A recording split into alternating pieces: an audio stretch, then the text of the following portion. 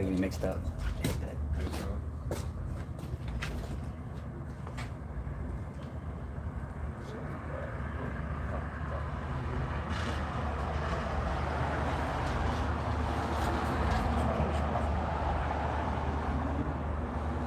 All right, Shalom. With the GMS Virginia camp back out here once again to do what we've been called to do, and that's prophesy. Before we get started, like always, we want to give all praises and glory to Yahweh, Ba'Shem, Yahushua, Ba'Shem, Kakadash.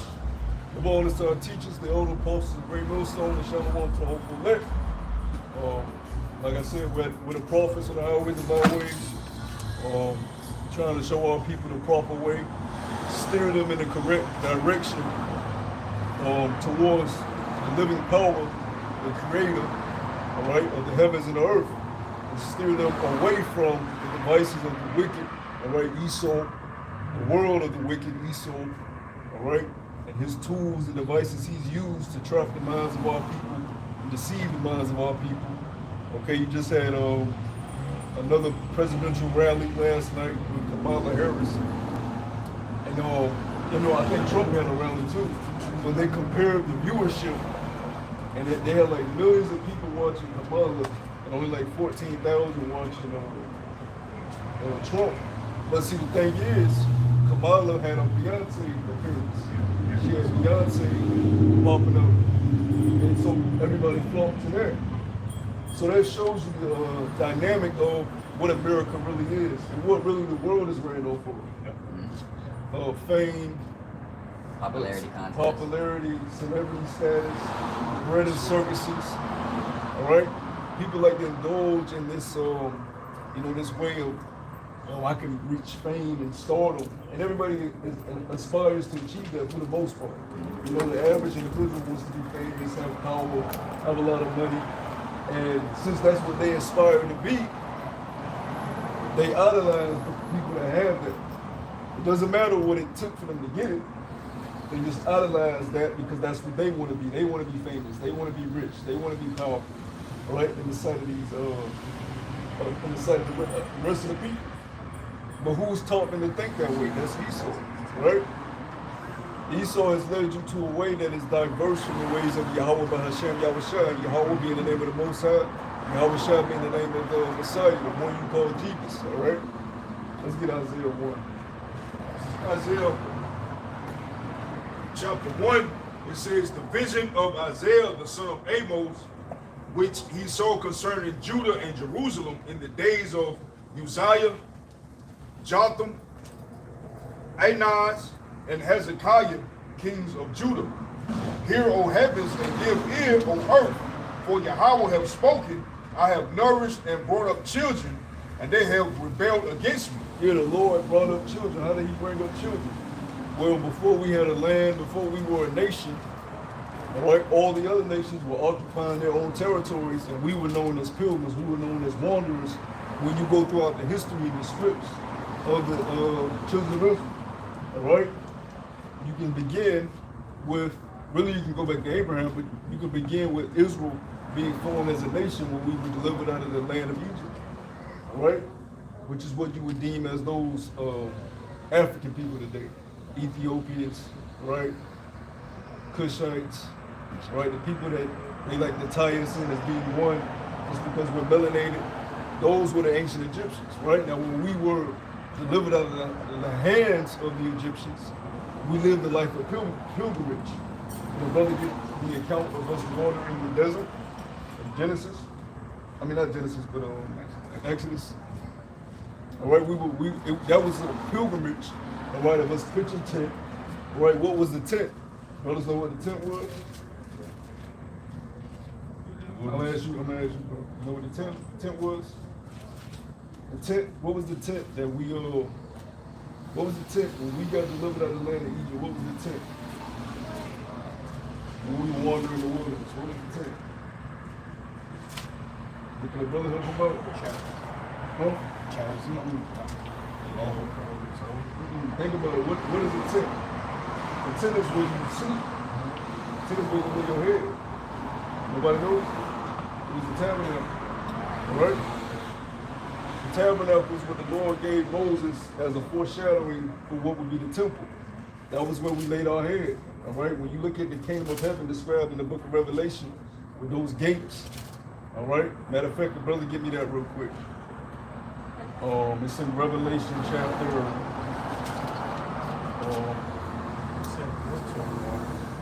21. Yeah. It gets where it names the. Yeah.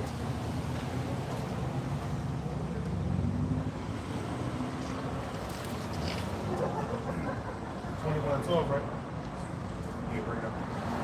Revelation chapter 21 and 12, it says, and had a wall great and high, and had 12 gates, and at the gates 12 angels, and the names written thereon, which are the names of the 12 tribes of the children of Israel. There you go. All right. Now, when you go into the history of the tabernacle, you had the south entrance, you had the west entrance, you had the east entrance, you had the north entrance. All right. Does a brother know where that account is at in Exodus? Where it speaks about the tribes on the gates, the tribes on the entrances. What's the relation? No. Let me read that. See the Exodus 26 or Exodus 27. It should give a explanation of the tribes. Read that again, number one. Revelation chapter 21 and 12, it says, and had a wall great and high, and had 12 gates, and at the gates 12 angels, and the names written thereon, which are the names of the 12 tribes of the children of Israel. Yeah. So that was we're going into the tabernacle that the Lord gave to Moses to build, all right, with the Levitical priests, for us to have a home, because we were living a life of pilgrimage. Let's go back to my original point of the pilgrimage, all right. Now, when you're living a life of having a pilgrimage, all right, you have no actual home or kingdom self. All right, because you may get raided one day, or you may go to war, you may have a battle with another nation. They may come upon the tabernacle or the tent where you pitch. Matter of fact, get the etymology of the word tabernacle real quick, because I think it should say along the lines of like a tent or something like that. Get that real quick. That's why it's always good to go into the history, because there's a saying, you don't know where you're going if you don't know your history, you don't know your past. Right? This is Tabernacle, H4908. It says dwelling place. Dwelling place, tabernacle. So a tabernacle is a dwelling place. It's like a home. But see, the thing is, when we were delivered out of the hands of our enemies in Egypt, we didn't have the land of Israel. We didn't have the land of Canaan. We didn't have a home where we just knew, okay, for the next 40 years, 50 years, this is when we know that this is our home. We got gates, we got a watchtower, we got, places where we get our water reserves from, we got trade routes coming leading throughout the kingdom. All of that wasn't established until further down the line, we can't get it.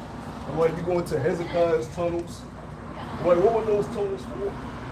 All right, you got trade routes, you got water tunnels, you got certain things that help your kingdom, which is an economy run properly.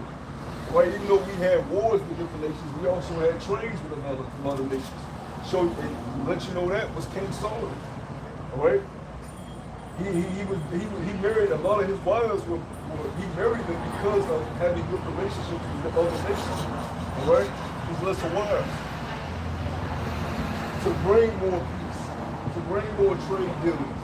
All right, same thing with kingdoms today. When you see Putin meeting with this president or Trump or Biden or whoever meeting with this guy from this country, it's to help further peace, so war doesn't just break out throughout the earth, or to just build trade talks. Right? You look at Russia and their Nord Stream pipeline. How were they able to get that up and running through some of the European countries? Trade talks, peace agreements. Same thing that we were doing within our heritage. right? But before that, we led a life of pilgrimage, right? So we didn't have the land of Israel established, the land of Canaan wasn't conquered yet, right? So when the Lord, going back to what I had the brother bring out in Isaiah the 1st chapter, when the Lord says, I'll nourish you and raise you up, well, he showed us how to live, all right? When you don't have knowledge and wisdom and understanding or the laws to guide you, you don't know how to live. And if you don't know how to live, you will act as what? You will act as a beast-like nature. You will do whatever the flesh leads you to do. If you're hungry, you'll do whatever it takes to eat. If you're horny, you'll do whatever it takes to fuck. You'll ravish and take anything at that moment because you're just acting off of the flesh. All right? If you want a home, you'll just steal it. All right? If you don't have one, you just go take it. You see people do that in America. It's called squatting. Instead of them working and building their own, they'll go squat in somebody else's crib, and that person is actually paying the rent there. And they'll go squat and say, legally, you can't get me out of your house that you pay rent in. The flesh will lead you to do certain things if you don't have laws and stipulations that refrain or keep you in check. Keep the flesh in check. When the flesh is not put in check, you all out of place. We have laws, and even then, we still go break those laws to show you how strong the flesh is.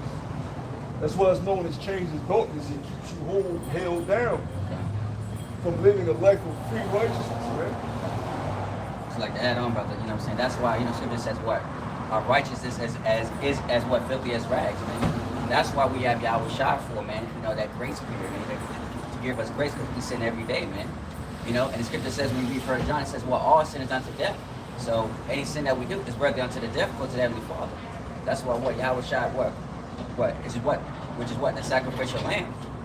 Because, before Yahweh Shai, our people, they were committing all types of sins, man. By what? Sacrificing goats all the time, committing adultery willingly, man. That's what Yahweh Shai came down here for, man. That's why we have to go through Yahweh Shai now, man. All right? But certain camps, they want to refuse Yahweh Shai and then they just think that we can go to the Heavenly Father, man. It don't work like that, man. You see what happened, like going back, like you said before, when our people, they try to talk to the Heavenly Father, you see what happened, man. Our people got scared of the Heavenly Father, man. It's Moses, get us away from the Heavenly Father, man. Yeah, that's a good thing. That's a good thing that they got scared because fear is the beginning of the wisdom and knowledge of Yahweh Shai. That's right. All right? You're supposed to fear your father. You're not supposed to, just love your father and respect your father physically. When father comes home, everybody should have a sense of fear of him. Right? I would rather, my children and my woman fear me and just say, look, I need you to fear and respect me. Because if you don't fear and respect me, you'll just disobey me when it behooves you to. Right? Yeah. But if you fear me and respect me, you won't disobey me because, I know there's stipulation where if I do this, he has the legal right to put me to death. Or the legal right to do this to me, do that to me. Right? Yeah. Because the Lord, part of him nourishing us up, and we'll get back to that Isaiah 1, part of him nourishing us up, giving those laws, he gave us legal rights to our own property. So if our own property, which the woman, the Scripture said, if a man get up a wife, he get up a possession. So the Lord endowed unto his sons the legal rights to have ownership over your wife. That she cannot just willy-nilly do what she wants. And if she does that, if she moves according to the flesh, you can then punish her according to the law that it was given to you. Now, if that was instilled in this society today, women would fear their husbands, as you should fear the Most High. So the Most High gave us these laws, but he also made sure that you fear him, because if you break these laws, there's punishment. Okay. Right? And what's the major punishment for breaking the law? Death. People don't like dying. People are scared of shit. You can be the biggest, baddest dude on this planet. All right? You can be strong physically. You can have the biggest muscles. You can have the most guns. You can have the most artillery. You can be the wisest. You can be the most skilled in martial arts. I don't care. Name it all. When it's time for you to reach your death date, everybody that feels that fear. everybody feels that moment of fear. Yeah. Right? Yeah. Why is that though? Because the Most High puts you in the flesh. And in the flesh is where fear resides, man. In the flesh is where fear resides. Yeah. Right? Yeah. So continue on that word tabernacle. Okay.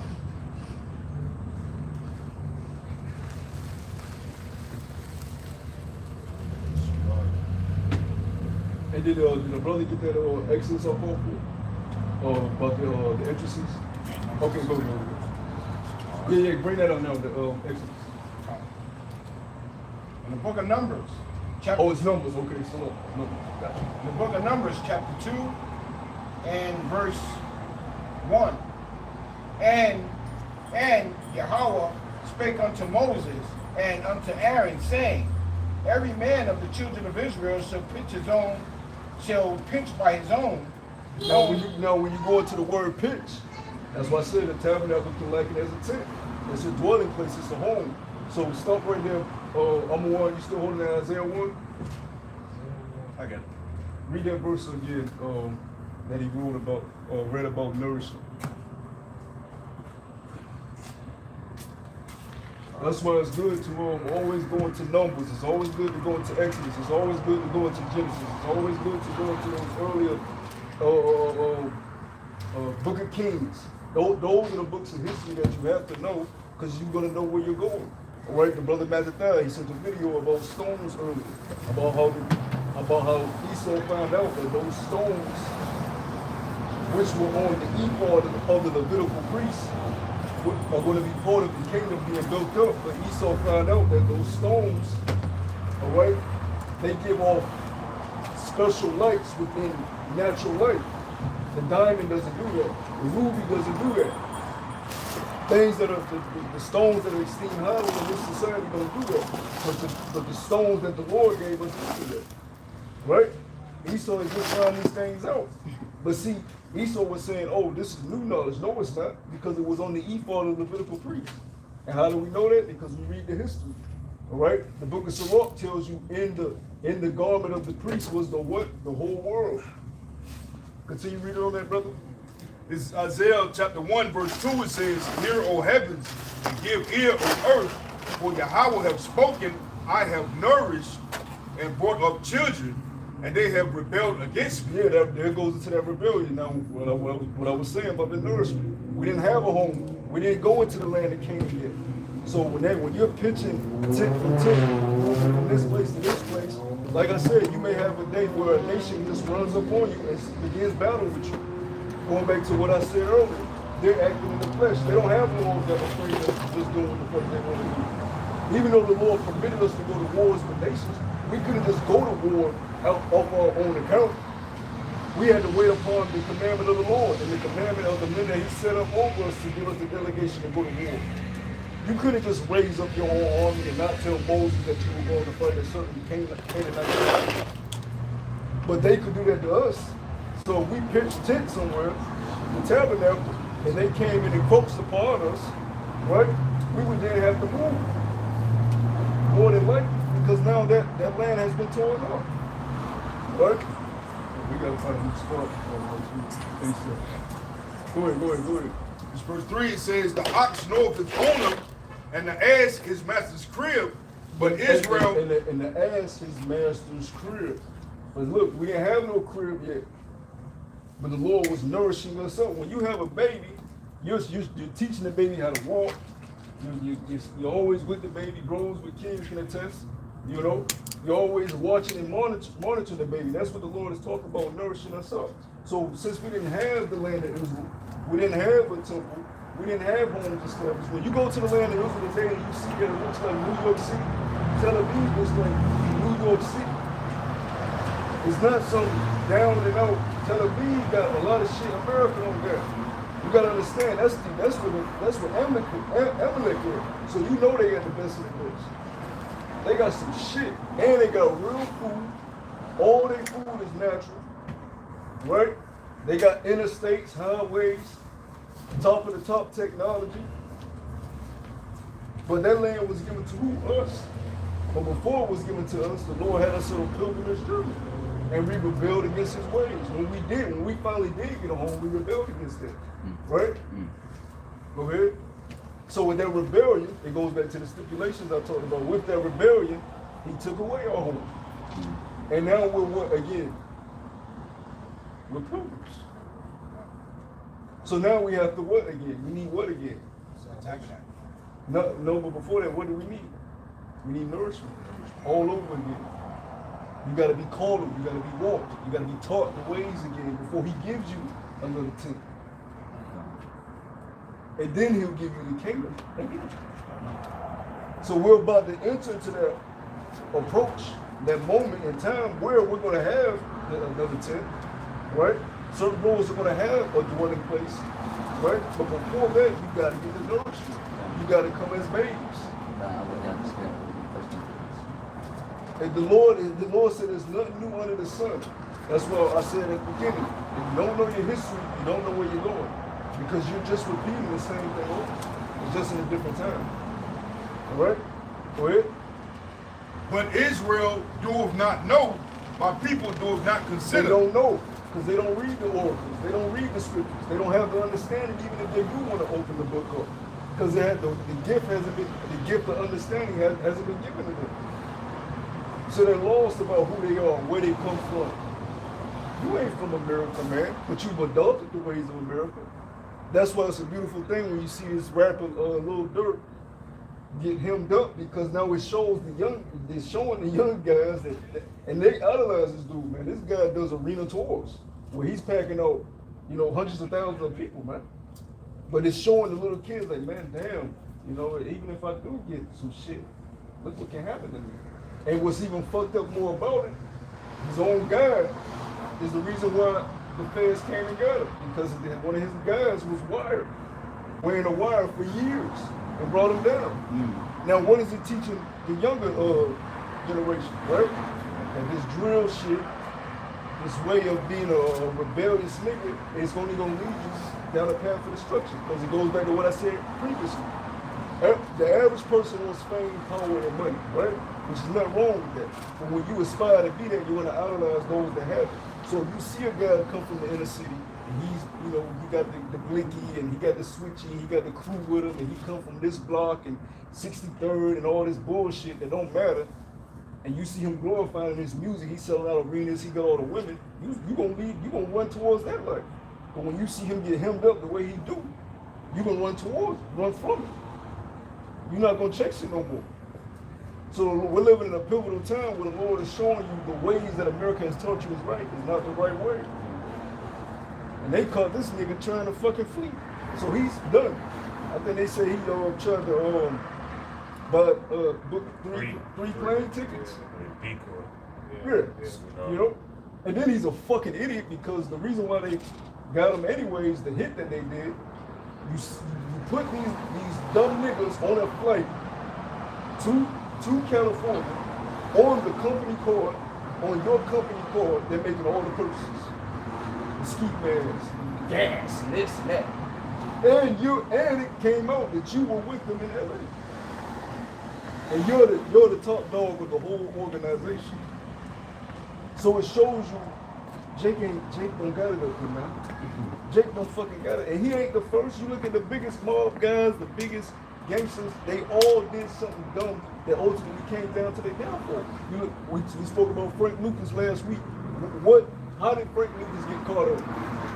The flesh. He didn't have to wear that big ass chinchilla coat. But the flesh, and wanted to impress, they didn't know who he was. They didn't know who the head of the operation of the Blue Magic was. Until they saw the nigga with his big ass first shit sitting front row at the little fight. Fraser or some shit. And they said, who the fuck is this sitting next to this celebrity? And they knew it was him. Jake always gets caught up. Right? But see, the Lord is nourishing us on the proper ways to be.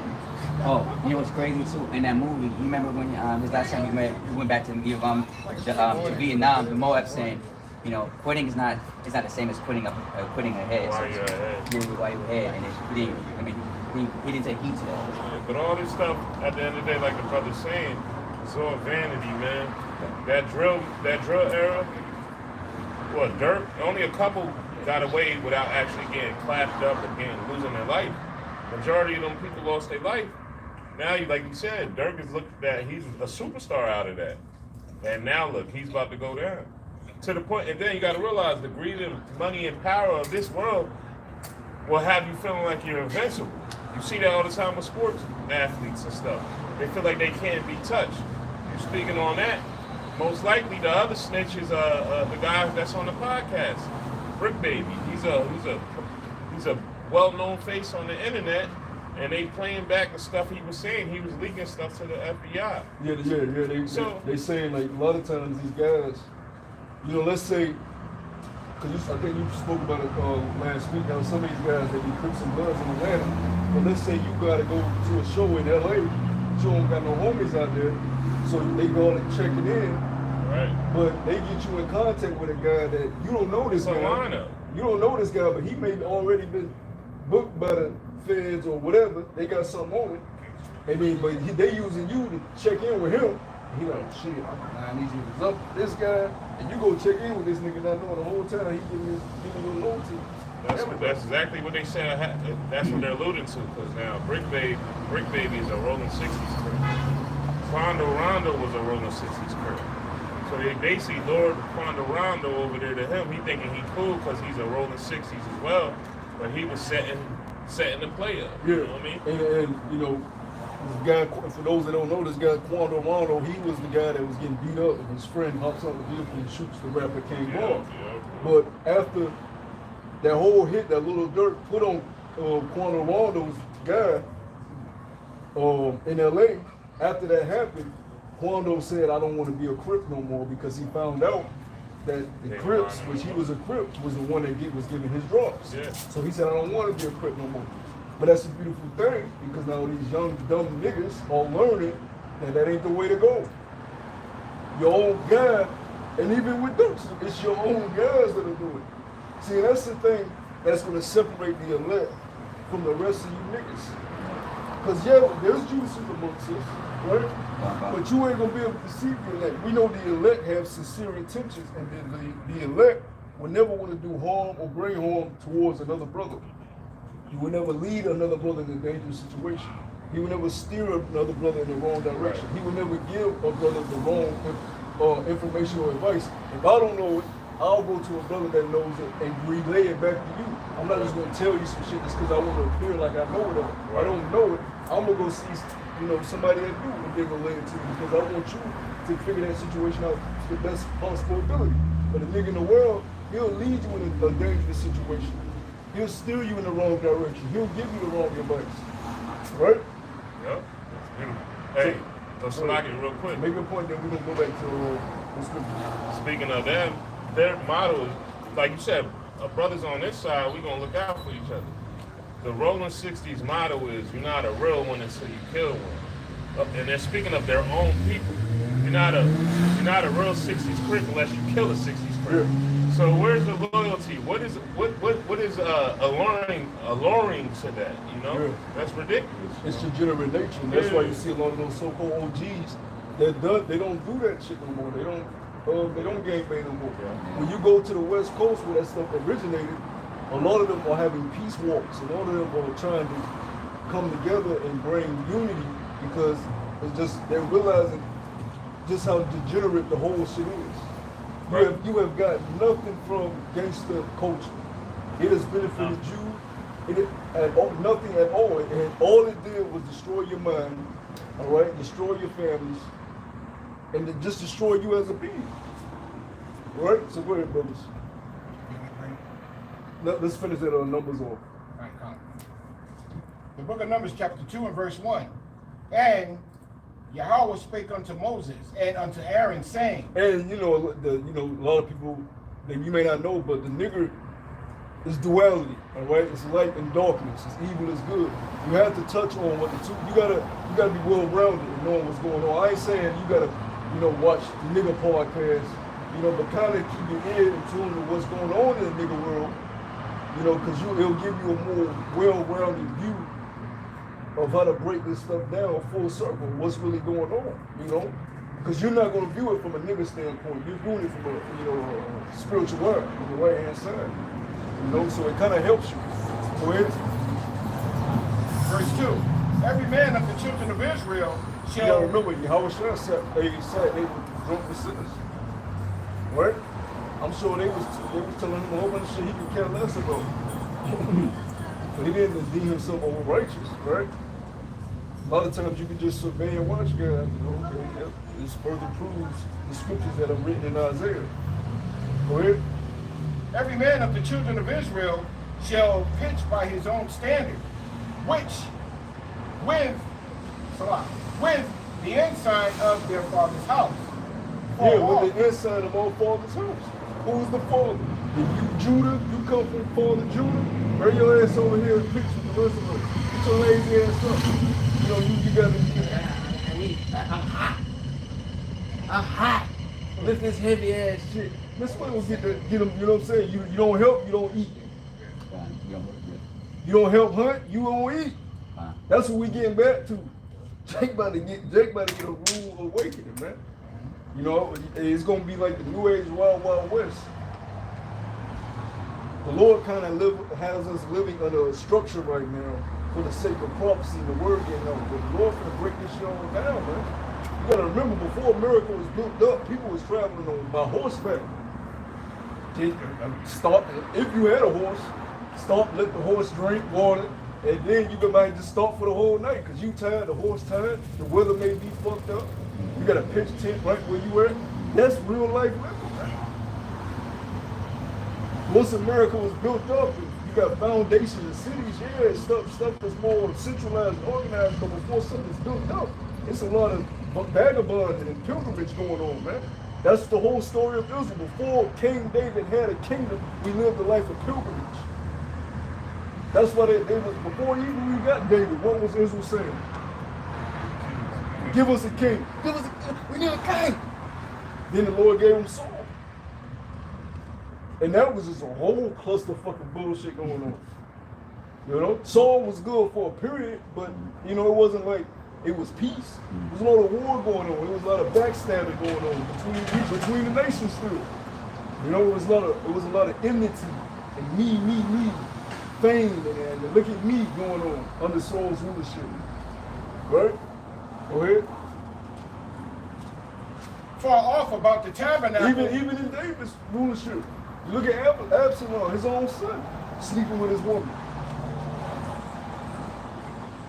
It wasn't until Solomon got the throne where it was really ran right. Peace, trade routes coming in and out. All right, tunnels being built, peace agreements being enacted. Like I said, that's why he was marrying all those women. That wasn't just, you know, him. Oh, you look good, so I'm gonna marry. No, a lot of that was, hey, I want peace between me and you. I'll take your daughter. You know, and then this is a mutual agreement that she's with my house, so you know I'll never do nothing to you because your daughter's part of mine now. That's a lot of the ancient customs to keep peace. Let's trade siblings. You know, you take my daughter, I give your daughter back and forth like that. You know, alliances. You know. Yeah, you seen that in Troy. Yeah. Right before, you know, they pieced it up. They drank. They broke bread together. But then you seen Hector's little brother slid off with the king's wife. That broke the treaty right there, the alliance. That broke the beautiful example. That's a total form of disrespect. And that's why his brother was so hot with him, because he's like, look, we sitting at this table. For one, you immature, you're not even part of the peace agreement talks. We sitting at the table laying the groundwork for the whole peace of the kingdom, and you hot in the pants, acting in the flesh, not having you know, control over your loins. You ruined it in one city for sex. To the point he said, turn. Now even if he would have turned the ship back around, that wouldn't have mattered, because the brother was always like, you know, lay with my woman. But his brother was so high, he said, turn this goddamn ship around, and you finna give his woman back, man. Because he understood what had happened. You know? Cause war. You just cause fucking war. Yeah, that cost essentially caused Hector's life. Cause his life. Not You the know? kingdom, the whole Cause kingdom. his father's life. Yeah, Whole kingdom crumbled. yeah. So that's why before we even get a kingdom, we got to be nourished up to even know how to act as men. Because if you don't got control of yourself, your brother give me that. Matter of fact, now you get it. A man not rule his own spirit. How the hell can you rule anything? We can't even put you in a general position, let alone a king seat. Right. We can't put you in a managerial position. You may show up too drunk. You may show up too, you know, your mind is somewhere else. You let women got your mind off the work, but you can't even focus straight. How the fuck when we put you in a leadership position, you gonna cause the kingdom to crumble? And that's why we're not playing games no more with guys. Because we'll be damned if we deal with all these hiccups we had to do, you know, that our forefathers had to go through. Even when you look at Israel being sacked by the Romans, that was done off of niggas, man. The Sicarii, all right? And the Zealots, they were poking niggas up in crowds, starting riots. Yeah. No, that is, you know what I'm saying? Then when the prophecy came in Luke, when the Lord said you should have to flee to the mountains, woe to you that get sucked in them days, y'all don't have to flee to Africa, flee there. The Sicarii Zealots said, fuck no, we ain't fleeing, we fighting. They done led their women and children to a fucking trap. You know? You can't have those type of men in rulership positions because they'll lead you to your demise. You got that, Hanai? Yeah. This is Proverbs 25 and 28. It says, he that have no rule over his own spirit is like a city that is broken down without walls. See? Why did the Lord say a city broken down without walls? Because if you put that nigga in any type of rulership position or managerial position, the city is going to come crumbling. The walls is going to be broken through. So before you even get to walls, right, you got to go through a pilgrimage. Hey, when you go into the history, that's what I say, the history is the meat and bones. When you go into Nehemiah and, you know, them being given the credence and the ordinance to build the walls, build the temple, right, during the time of the Medes and Persians, all right? That was substantial because all that was broken down. Right? It was broken down after what?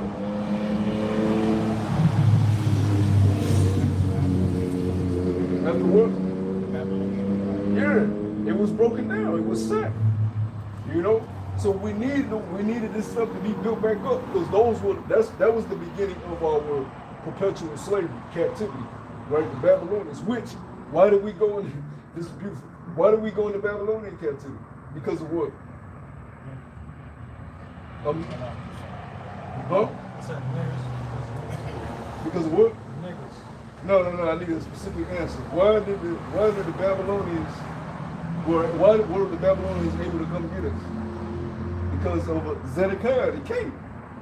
He was proud. He didn't have rule over his spirit. Matter of fact, brother, get that. Because he was warned. You're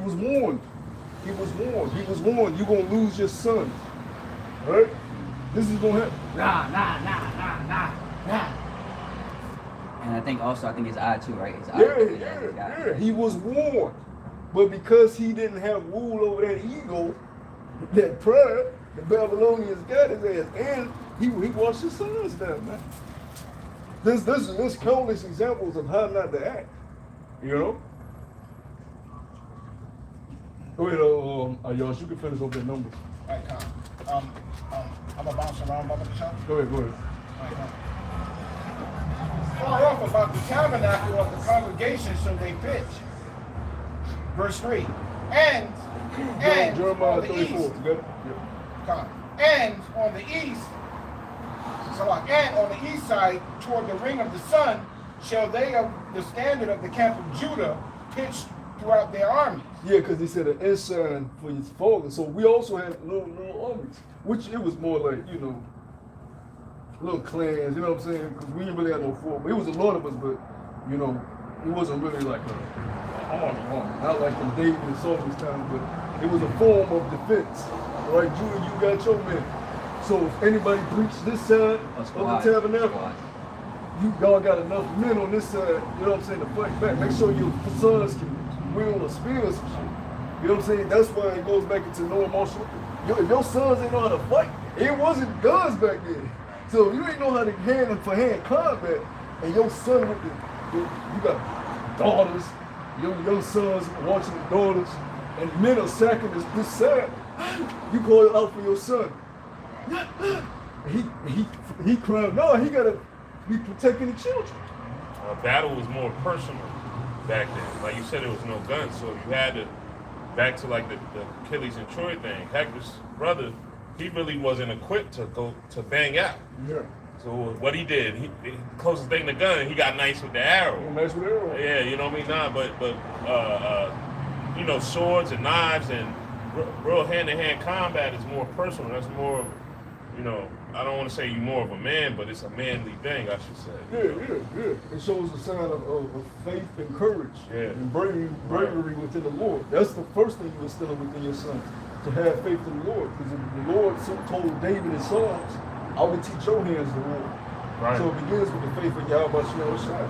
Right? So on this side, all right, Judah, we building up, we getting shit situated, women and children, y'all take care of what y'all gotta take care of within the inner workings of the homes. Right. All right. But the men are getting this shit set up in the heat of the day. We're teaching the young men how to, defend their certain areas. We're going out hunting and bringing back certain, foods for us to eat. It was a lot. You gotta picture this. Because this is all forefathers. Really, it was us. You know what I'm saying? And doing this stuff, man. The scripture said return to the old paths. We will return to the old paths. Go ahead. You ain't finna be riding no Nissan or no fucking Honda into the kingdom, man. Go ahead. Verse 4. And his hosts and those that were numbered of them were 314,600. And another reason why this is vital, because it also shows you how the heathens never had nothing to do with anything that we, going back to what I said about Nehemiah. What did he tell them? What do you have to do with building a temple to my power? Let us alone. You know what I'm saying? You wasn't with Moses building the tabernacle when we left Egypt. So why the fuck you want to build a temple now that we're, we were slaves in Babylon. We were slaves of the Medes and Persians. We just got the decree from was it Darius or was it it was two different rulers, because one gave the decree to build the walls, another gave the decree to build the actual temple. No, that's Babylonians. But it was during the Medes and Persians. Xerxes. What was his other name?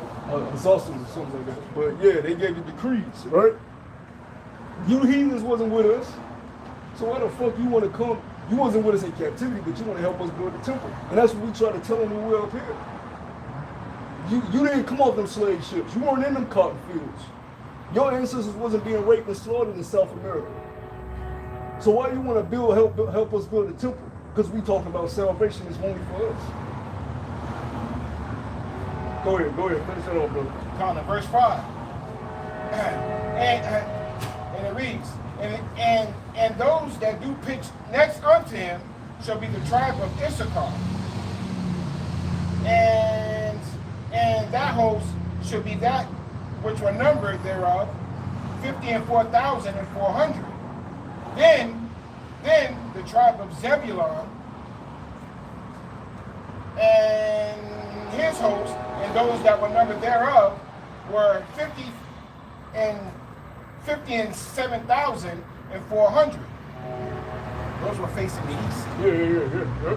It's showing you because the tabernacle, once again, is a foreshadowing of the gates of the kingdom.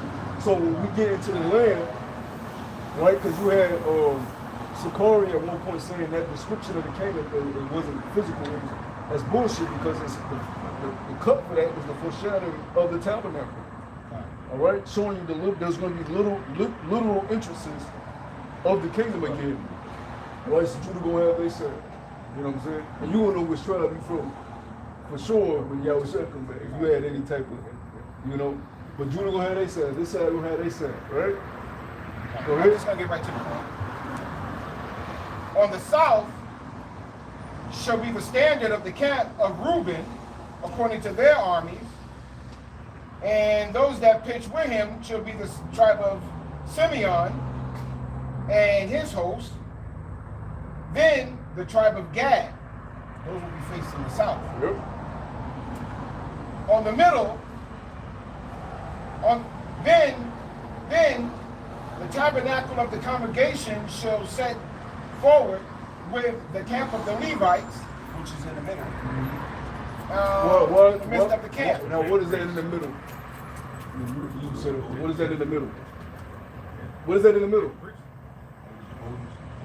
The Holy Holy. Yeah, but look, this is showing you something. So the Levitical priests didn't have what? They ain't have no place to They live. didn't have their own place. And this is another thing that, Sakari teaches in men.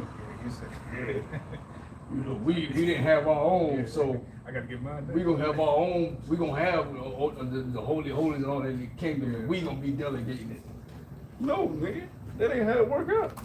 The Lord gave you the most righteous task in a part of the camp. No, we couldn't go and sacrifice a part of the nation. You go in there if you want to. You gonna make it back home. And there's examples because the reason he wrote it there. You got it because Jake is like that. Nigga spirit realm, man. He gone. What happened to what's his name? That nigga gone. He went holy. What's that mean? Where they tell the dude to try something, and the next thing you know, he in the sky. Yeah, the sky. Yeah. That's some funny. Oh, yeah, it is Virginia, I think. Yeah. You done fucked up. You made a comment? Because that was delegated, that was gifted to the Levitical priests. So that means Judah, Benjamin, Reuben, Gad, Simeon, Issachar, you had to be well equipped with manpower and strength and courage to defend those interests. Because if anybody break the ranks and they get through and they get to the Holy of Holies, that's on us. They probably had to take shifts. You gotta take shifts, all type of shit. Because going back to the point, we don't have a kingdom. We didn't have gates and watchtowers yet. You just got a tent with entrances. Yeah. Anybody can, it came Easy to get in. We're gonna take some of the women. Yeah, we're gonna take some of the food. Oh shit, look at them stones on they come. Yeah. They do that little K-Lake chant. And they try to get it, you gotta put their ass in the pretzel, man, get them up out of there. That's part of our heritage. That's a legacy that we want to get back to, man. Something to defend. But that's what we're doing right now. We have something that we're defending. And we don't break ranks. We don't just allow nobody to penetrate and come in this and desecrate it. When they filth. We're being nourished the right way. Yeah, that's part of the reason why we just don't let anybody cross over. Yeah. It's because they got $59.99. You know what I mean? Because you gotta read people's spirits. Yeah. You never know, they might be infiltrated. Yeah. This is a vital point in history of the nation of Israel. This is the pilgrimage once again before we get into the kingdom. This is the nourishment of the Lord bringing us back, because we're gonna go back to that Isaiah, but the rebellion of him taking everything away from us, he's now giving it back to us, but he's demanding us to be nourished again as we leave Egypt once again. Right? Go ahead, brothers. On the west, I'm just going to name who's on the west. Go ahead. On the west, you had the tribe of Ephraim, Manasseh, and Benjamin. And then on the north, you had the tribe of Dan, and you had the tribe of Dan, Asher, Asher, and Naphtali. Which means happy. If you ever could go around Asher, man, they happy. Happy as hell. They could be in the most desolate state. You like, what the fuck? Y'all ain't got shit. They always smiling. But y'all happy as hell. Y'all like, not to say you ain't gonna meet a depressed Asher or somebody, but on the majority side, they all energetic. They get up and start the day. You know what I'm saying? Every tribe has a certain spirit to it. So how much more you heathens on us, man? We're not the same. We cannot coexist with you niggas, man. Completely different. We're completely different. Two nations in the womb wrestling against each other. Yeah, I just did the last one. We can't bind together. We can't coexist in the kingdom. Look at what America has become, man. And it's because of integration. It's because of you, this weird ass experiment of bunching everybody together with different ideologies, philosophies, belief systems, this party and this rule and that law and this amendment. This state got this governor believe this state. It's too much bullshit. And the way you got America was like that. Your civil wars, your American Revolution, breaking free from Britain, you was warring against each other. The Union versus Confederate. This part don't agree with that part. You always had devices amongst yourselves, Esau, before you even integrated with Jake, because they'll say Jake is the problem. Nigga, you was warring against yourself in Europe and when you came here to set up them colonies, the 13 colonies, which you see, which Virginia was a part of that shit. We sat on Planet Rock. Hey, what the scripture say? I just did lesson on this. He will always even beef with his own because war is in his heart. No matter how smooth his words are, he has war in his heart. Having consuming force says his soul is not upright in him. So even if Jake wasn't around, they will bang on each other until one is a victor. You know. And another thing is we're taught that to let our yea be yea and our nay be nay. Eve's mentality is they'll put a law down and continuously change it. You know, so two nations, we stand on something solid. We stand on principle. Even if we wicked, you know, get it how you live, you know what I mean, or get it out the mud, or my word is my bond, or whatever. E is quick to, as soon as he's on top, he's going to constantly switch law, especially like you said, Virginia, Commonwealth law. They literally could get together and say, all right, let's make this law and pass it. But just yesterday, it wasn't that. You know?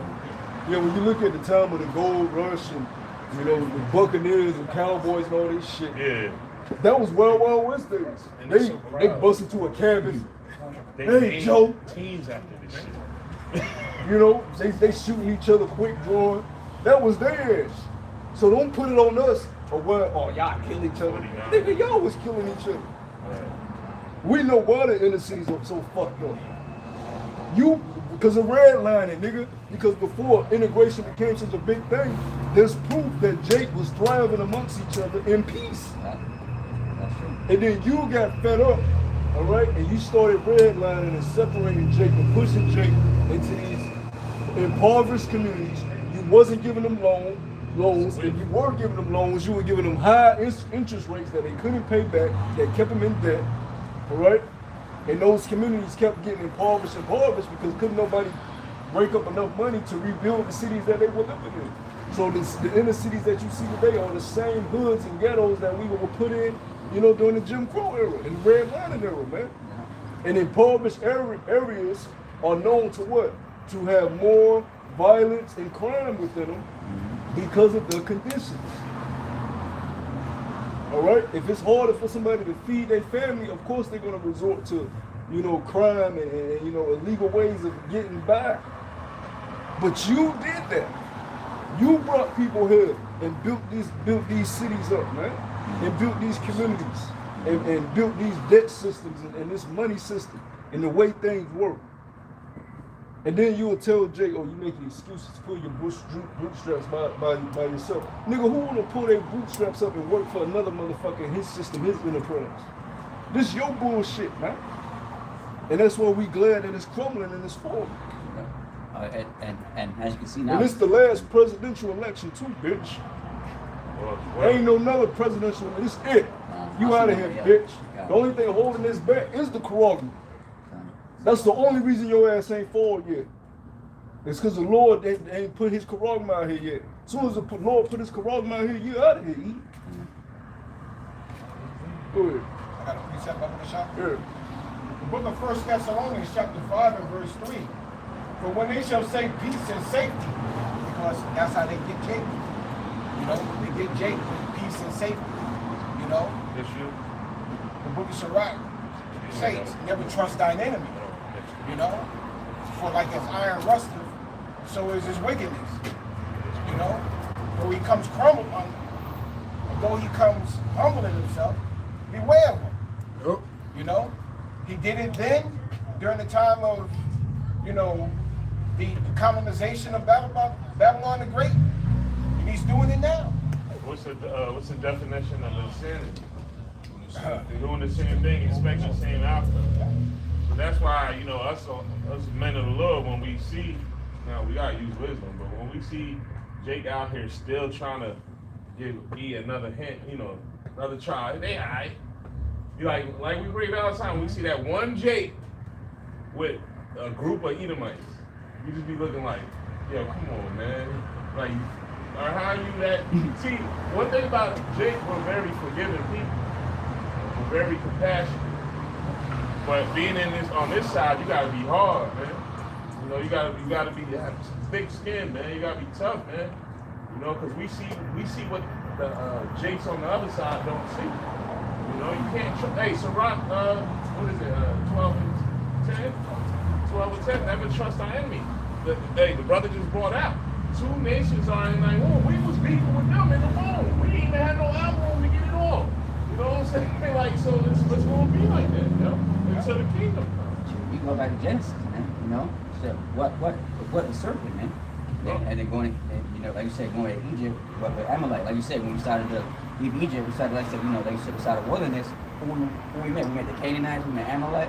What did they want to do? They wanted to war with us. And that was part of the pilgrimage because you don't know what you're going to encounter when you want a pilgrimage. So when Jacob's trouble happens, you don't know what the fuck you're going to encounter, man. You don't know who you're going to encounter. Right. You just got to always be circumspect. You got to be acting in faith. You got to have courage. You can't be no bitch in that thing, man. You know?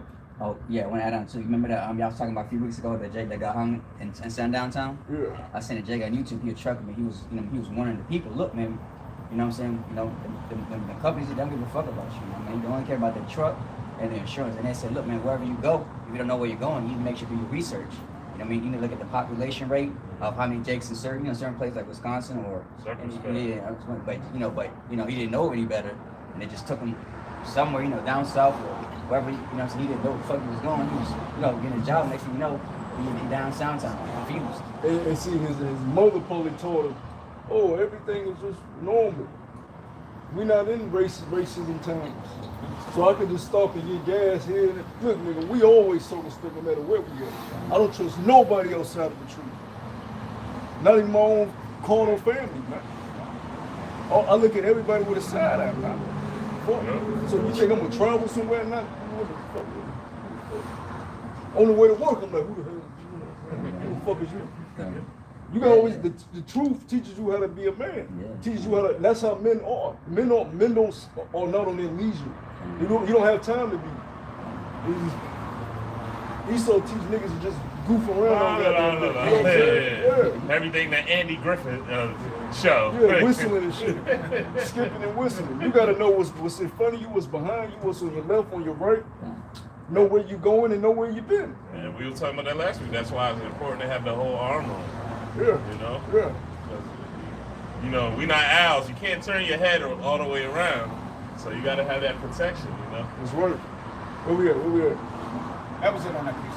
Oh. Still wanted that, Zedekiah? Yeah.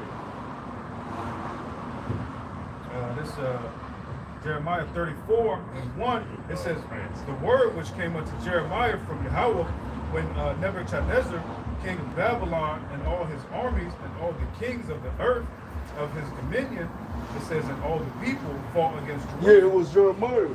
And they show you that in the Jeremiah movie.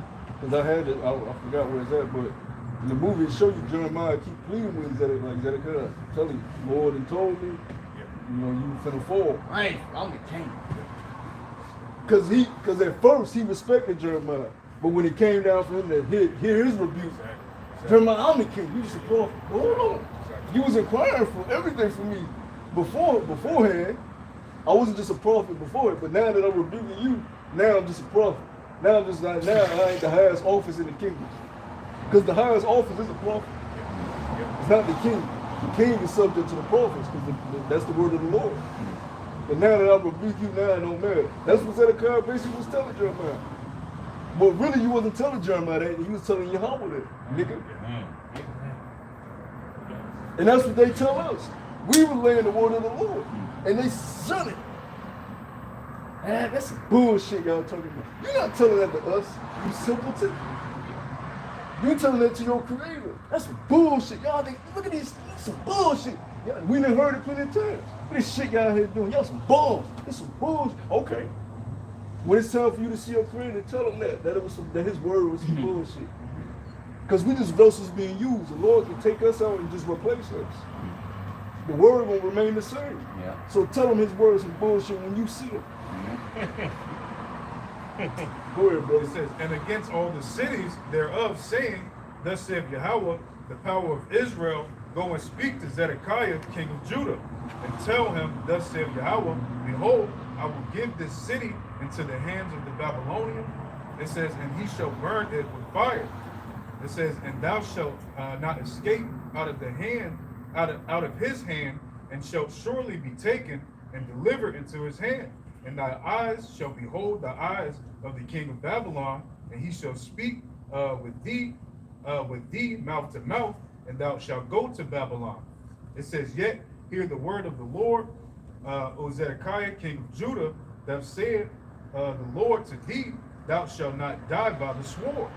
It says, but thou shalt die in peace with the king burning of the fathers and forming kings which were before thee. It says, so shall thy burn odors for thee, and they will lament thee, saying, O Lord, I have pronounced the word, saith the Lord. And then it says, verse 6, it says, then Jeremiah the prophet spake all the words to King Zedekiah in Jerusalem, and when the king of Babylon armies fought against Jerusalem, and this pretty much just sums up the quick version, but I think the real account is yeah, I wanted to yeah, this is the quicker version. I think the other version is in yeah, because this sums it up and it goes into something else. is it like in 20 or 21? Maybe it's in 21.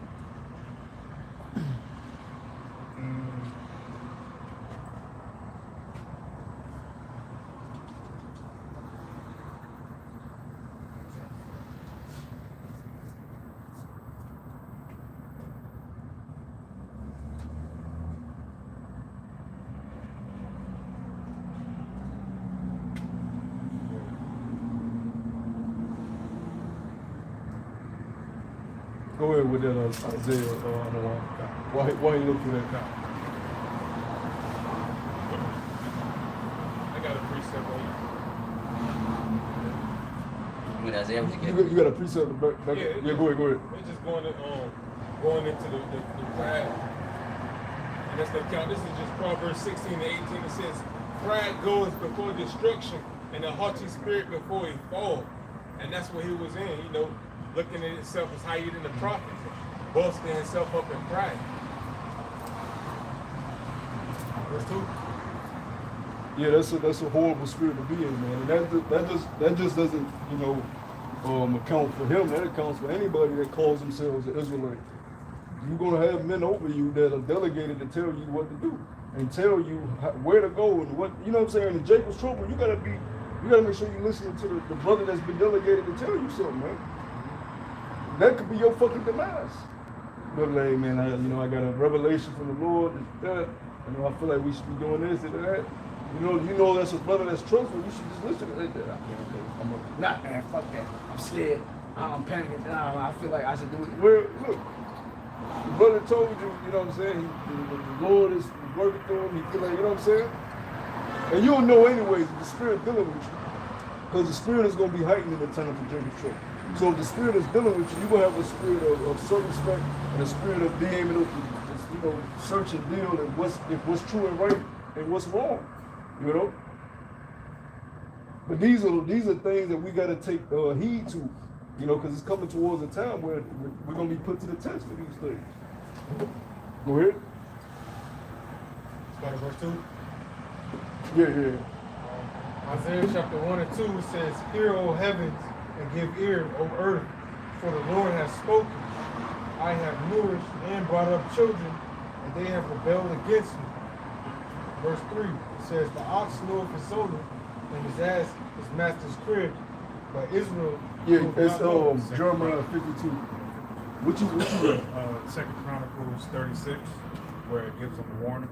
Okay, we get Chronicles and they get Jeremiah 52. Okay, come. This Second Chronicles 36 and 11. It says Zedekiah was one of 12 years old when he began to reign, and reigned 11 years in Jerusalem. Okay, matter of fact, it's the same account. Okay, It's just worded different. in verse 12. Get it in Jeremiah though. Because Chronicles just give you like the chronological order of stories. In Jeremiah's account. Oh, we're gonna start at 52. From the top.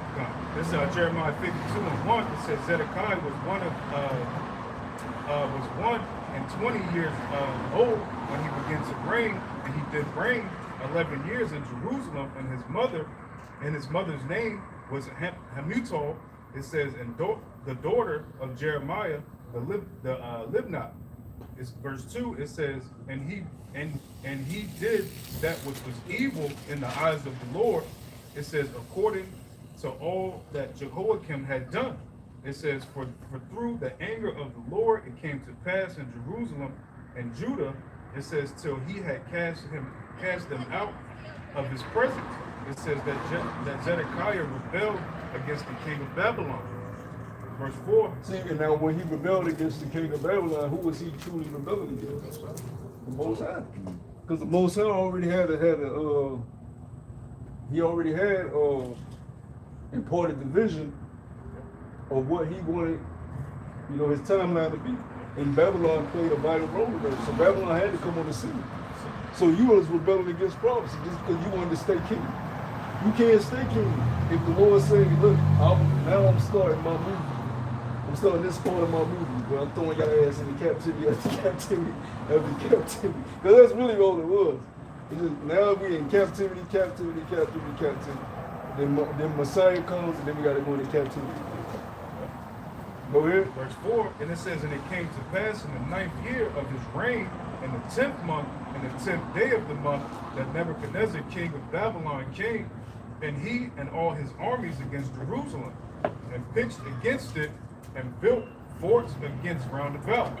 It says, so the city was besieged on the 11th year of King Zedekiah. It says, in the 4th month, and the 9th day of the month, the famine. So that whole time they was pitching outside of the city. Zedekiah spent all the months just, doing whatever the fuck he wanted to do. And if they do break through, we gonna fight them on this side. You know what I'm saying? But you fighting against the Lord. It would have behooved him to just obey the Lord. He would have went out so fucking cool.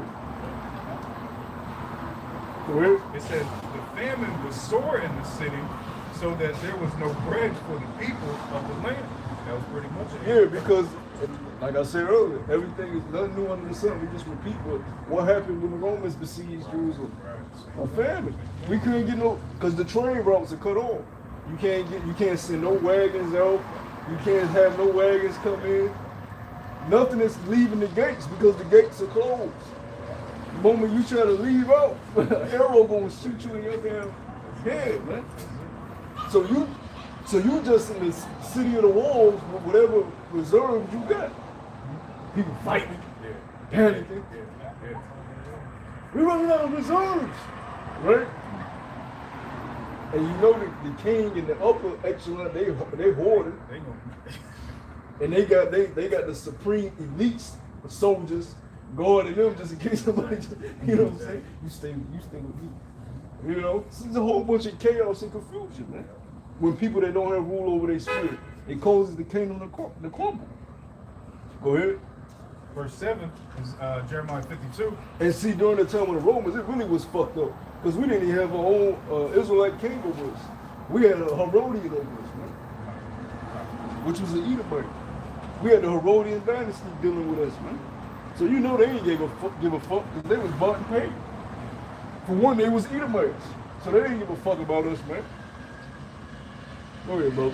Verse 7, it says, then the cities were broken up, and all the men of war fled. His mighty never leaving them. It says, and went forth out of the city by night by the way of the gates between the two walls, which was by the king's garden. It says, now the Chaldeans were by the city round about. It says, and they went by the way of the plain, but the armies of the Chaldeans pursued after the king, overtook Zedekiah in the plains of Jericho, and all the armies were scattered from him. Verse 9, it says, then they that took the king and carried him up unto the king of Babylon to Riblah. It says the land of Hamath. It says where he gave judgment unto him, and the king of Babylon slew the sons of Zedekiah before his eyes. It See, says, so he had to watch his sons back before he did. it says he slew also all the princes of Judah and Riblah.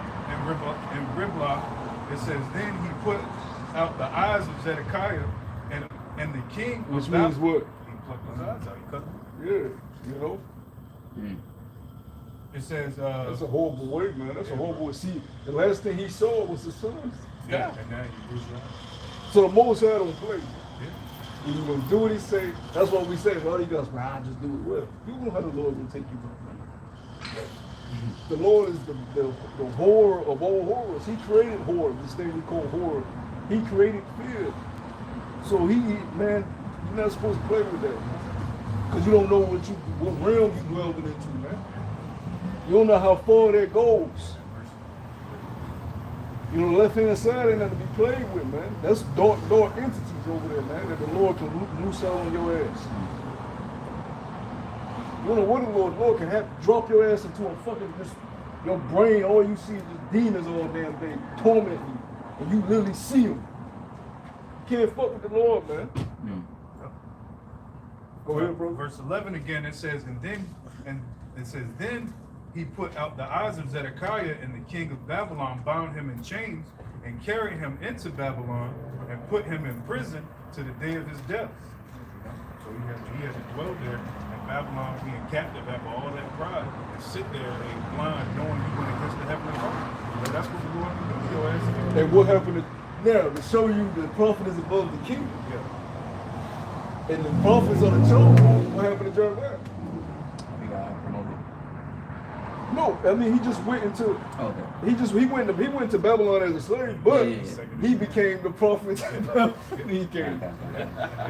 He still kept his office because he still had a job to do at the end of the day, and that's what prophesy the word of the Lord. So you can't do shit to the prophets until the Lord say their job is done. No more, because we speak the word of the Lord.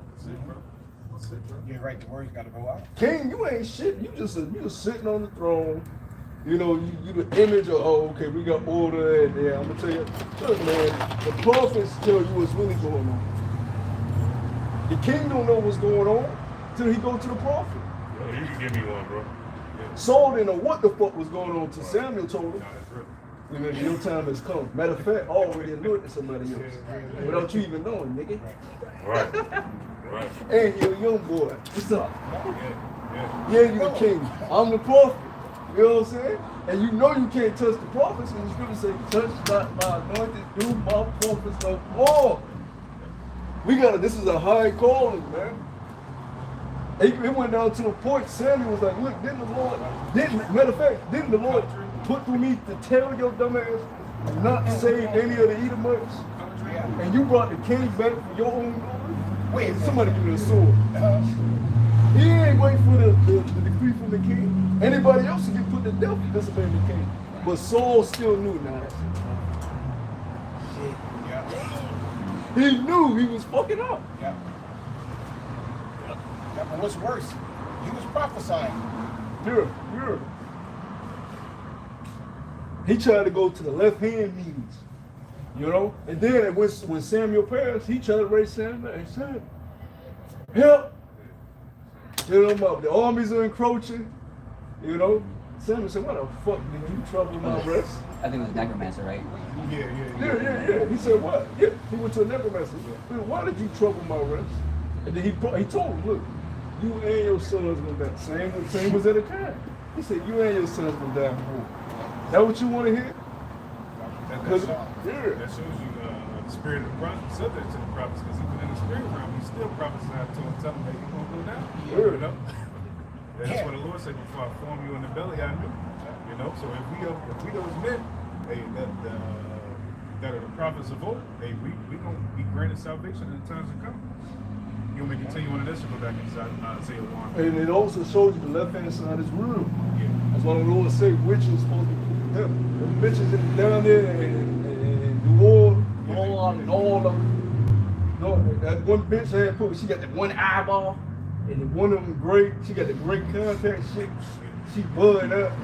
I'm telling y'all, this shit real. My auntie came out and she spoke. She wasn't lying.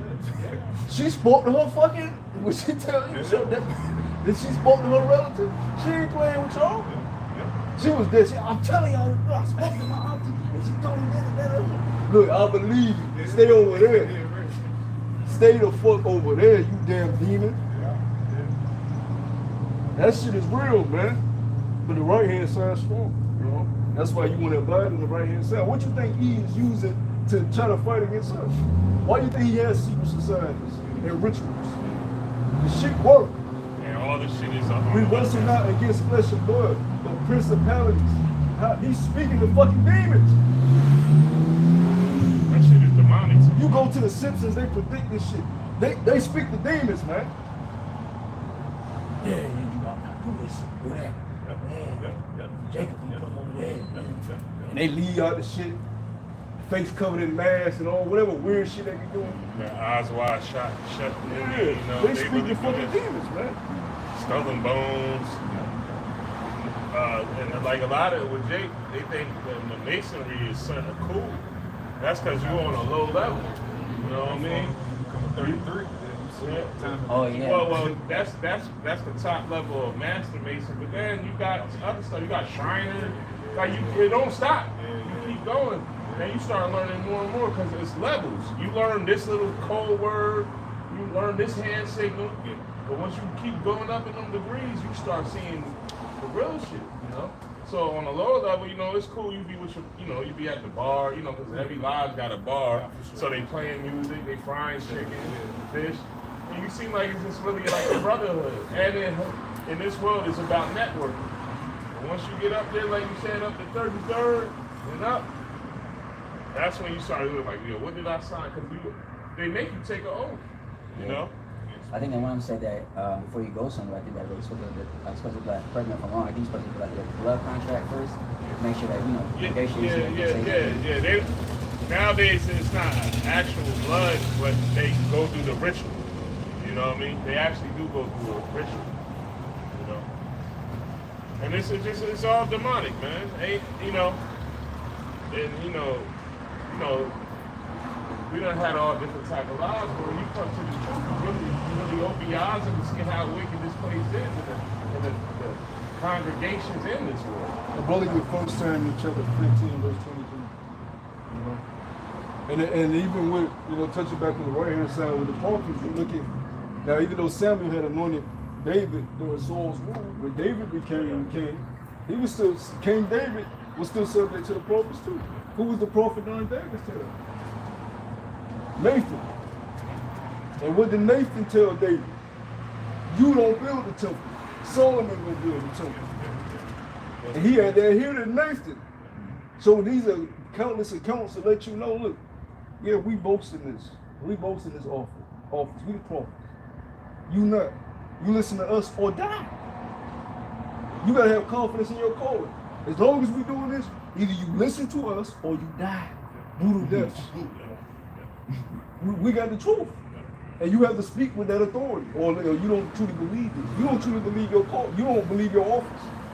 That's why when people come up, I don't deal with these people that are on my fucking level, man. Because you're not. Either you're gonna listen or go to fuck up the street. The word of the Lord is the word of the Lord, man. Y'all don't know this. Y'all don't know the breakdowns. So the fuck I'm gonna let you spew out your mouth a whole bunch of bullshit. Shalom, where I am to you wicked niggas, man. Better got time for y'all. You just be another nigga that died. There's plenty of y'all that died in the history. We don't deal with emotions no more. We been left off of them old ways. Die, nigga. See you in the next life. Go ahead, bro. This is 1 Samuel 15 and 23. It reads, "For rebellion is as the sin of witchcraft." See, rebellion is a sin of witchcraft. And what is rebellion? Transgression of the law. Transgression of the law is sin. The wages of sin is death. So if you're a witch, you supposed to die, bitch. Because the Lord don't deal with that. He don't deal with you summoning up shit on the left-hand side. Because those things actually exist. You know? Yeah, they just showed a clip of a witch so-called, she denouncing her being a witch, so they put her in a tub, like an outside tub, and they were praying. It sounded like they were reading Latin, the scriptures in Latin, and you could just literally see the demon fighting with her. Yeah. To the point where it almost looked like she levitated. You know what I mean? And it looked, if it was an act, it was a great acting job, because it was bad. You know? Yeah, really get Mark chapter 5. Mark chapter 5. So it says back in 1 Samuel 15, for rebellion is as the sin of witchcraft. And Yeah, they do the, there's a reason you got people that are Satanists. They tattoo Baphomet on them. This stuff is real. They doing these seances and these rituals, and they going meeting out in forests, and they putting the candles. And look, this shit ain't just this. It is real. Bohemian Grove, that shit that goes over there, man. All of that shit. It's a whole bunch of shit like Bohemian Grove all over the place where they do these fucking rituals, man. You can look on YouTube. They have meetings at fucking night. And Halloween is one of the most demonic times of the year because they get to dress up and cover themselves up. And be their true self. Be their true self, do all type of wicked shit. And it's looked at as just normal that day because everybody's dressing up as wickedness. Yeah. Now knowing you got real witches walking around and they real everyday shit they wear at home, come on, bring it. And they looking dead at you, demons all on them, and you think, oh, that's just a costume. No, nigga, that's a fucking demon. Yep. That's what the Lord will kill all you people, man. Put it out on my rope the other day. I got to cut through a fucking rope. They got the webs all over the fucking, the decoration. I got to deliver this bullshit. Got webs cutting. You know what I'm saying? That shit pissed me off. Because when the Lord really brings demons to your doorstep, you got your house covered in webs and shit, man. Witches on the porch sitting, faces and shit. I was gonna say, even on the low level, a lot of, like I said about the masonry, these women, these Jake women that's reading these tarot cards, that's witchcraft. Yeah. And some of them don't even realize they are performing witchcraft. You know what I mean? Then you start seeing the demons all going down. You know what I mean? So many, I done seen it. You know what I mean? Bugged out. Every other day you got a different hairstyle, different type of, sage can be used on the left side too. You know, they burning all type of stuff. You know. Yeah. And what makes it even worse is that she's a weaker vessel, so the demons will be all up in that. Yeah. But she thinks she's in a place of uplifting. That's what they're going to call what? What's it saying? Oh, I'm spiritual, or what's that? No, I got it right here. Tarot cards are commonly associated with New Age religion, right? So they got some weird shit going on. You should look at the cards, how they look. And the Lord tells you to stay away from all that shit, zodiacs, all that. You're not supposed to be delving into that shit. That goes back to the garden, man. Knowledge you ain't supposed to be dealing with. What's your sign? Okay, this month. What's your birthday? Okay, this month, this day, this is what's gonna happen. On this day or on this month, you gotta walk up this mountain, this hill 20 times, and then you'll see the person. You know what I'm saying? Weird shit. Dumbass. I can't date you because you're a certain sign. I'm like, Go ahead, y'all about to say something? Yeah, what I wanted to say is, they start the kids off early with that bullshit also. You know what I'm saying? By watching these channels, like Disney, eating Keebler cookies and shit, like with the Keebler elves. Halloween, like you wanted to bring it out. These kids are taught at a very young age, witchcraft. But they don't understand what they're actually into. But not even the parents really understand what they're into or what they're getting their kids into. So now it's actually become a commonality with Jake,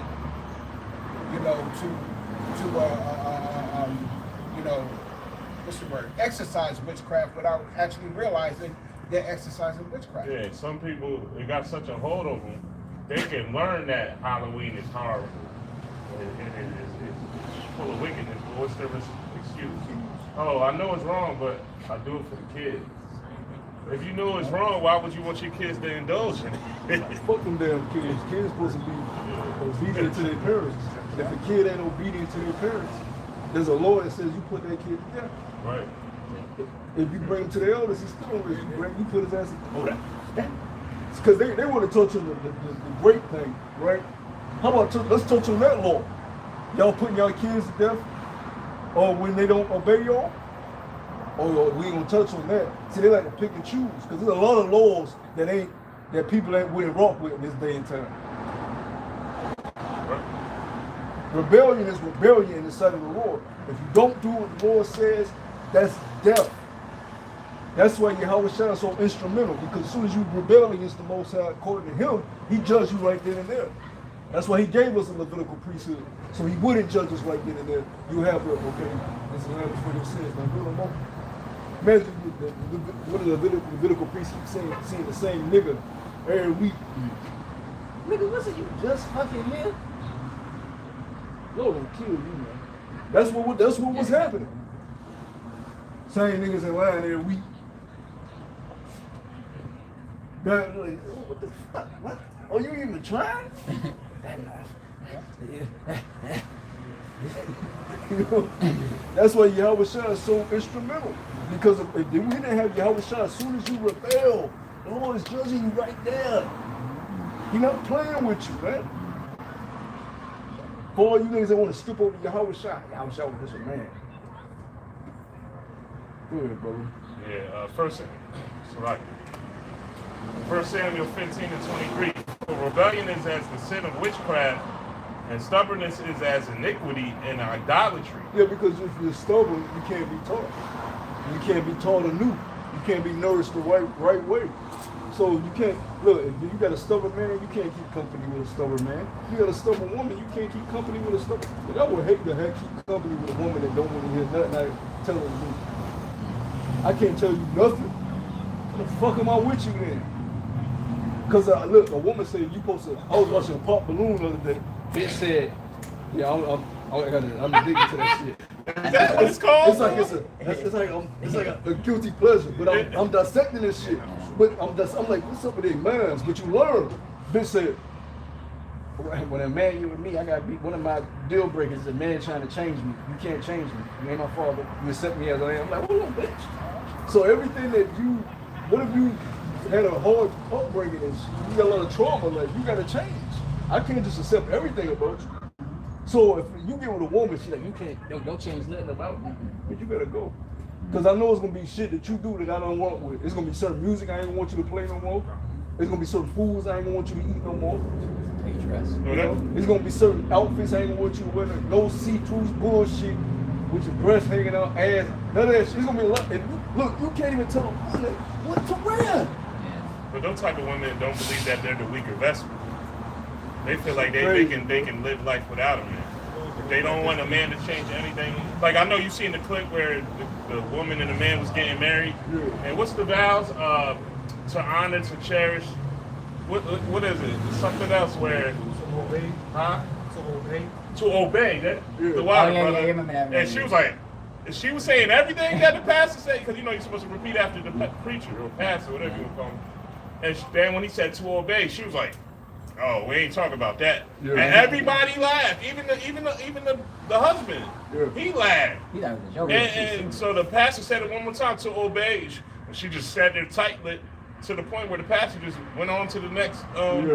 Yeah, that's and crazy. that's another reason why a man is supposed to have a younger woman, which now women will call you nasty if you want a woman that's young in her prime years.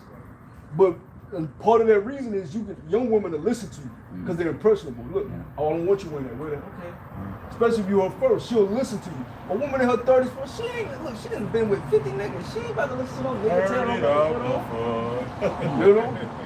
But they'll say you nasty. No, let's say you say you 40, you got a 20-year-old. You fucking creep. Y'all 20 years apart, bitch. But I find it funny that, like I said, then you got these 30-year-old hoes, you know what I'm saying, going after these young NBA players. Yes, it's a double standard. It's a double standard. But really, that's how it's supposed to be. Women want a sugar daddy. They ain't nothing wrong with that. Especially if he's an Edomite. You know what I'm saying? Yeah, they'll give his Edomite. Let them go to these other countries. These other countries solely believe in older men with younger women. Brother, I was just brother. And they listen. Yes. Look, I want you to wear a look, man. I told her, look, I want you to wear a dress. Full on dress. You know what she put on? Full on fucking dress. These women, you can't tell them. Look, I want you to cover here. You take me as I'm wearing what you can't even, and it makes you just not even want to. It makes you just. It don't even get. You don't even get hard no more. It just turns you. So I can't even get hard. You know what I'm saying? You don't even entice me no more, man. See, a lot of women though, as well, they get tripped up with controlling with boundaries. You gotta have boundaries. But like what the brother said, a woman could be drop dead gorgeous to you physically, but as soon as she open her mouth and say some shit, like it literally can make you won't look at her as beautiful anymore. Because like with your morals, your integrity, your principle, you see a woman that's out there, she could be drop dead gorgeous, but if her end game is just getting money out of somebody, this and that'll turn me off. Like, man, I don't even feel you see you as attractive anymore. You know? See, but I'm not even disappointed in women though, because I expect bullshit. Yeah, I don't you know what I'm saying? Yeah. It's like, yeah, okay, it is what it is, because I remember King Solomon. You know, out of 1,000 but see, the thing is, righteous. you have women that the Lord has reserved for the appointed time that are going to be willing to deal with you. It's just you can't keep company. Going back to the original point, you can't keep company with a woman that don't want to hear or listen to, because you're the head. So that's like you not wanting to hear your heads or your head that the Most High set up over you, or just Yahweh Shai. You don't want to hear the words of Yahweh Shai. How you're not going to be able to thrive that way. So you get a woman that don't want to hear nothing you got to tell her. You get with a man like me, it's a lot of shit you got to change. I'm sorry, it's a lot. The way you smell, the way the way you wash. Because I know more than you. So you got to change because you don't know shit. I don't know shit, so I know you don't know shit. And I'm not about to let you tell me that you know shit because you don't.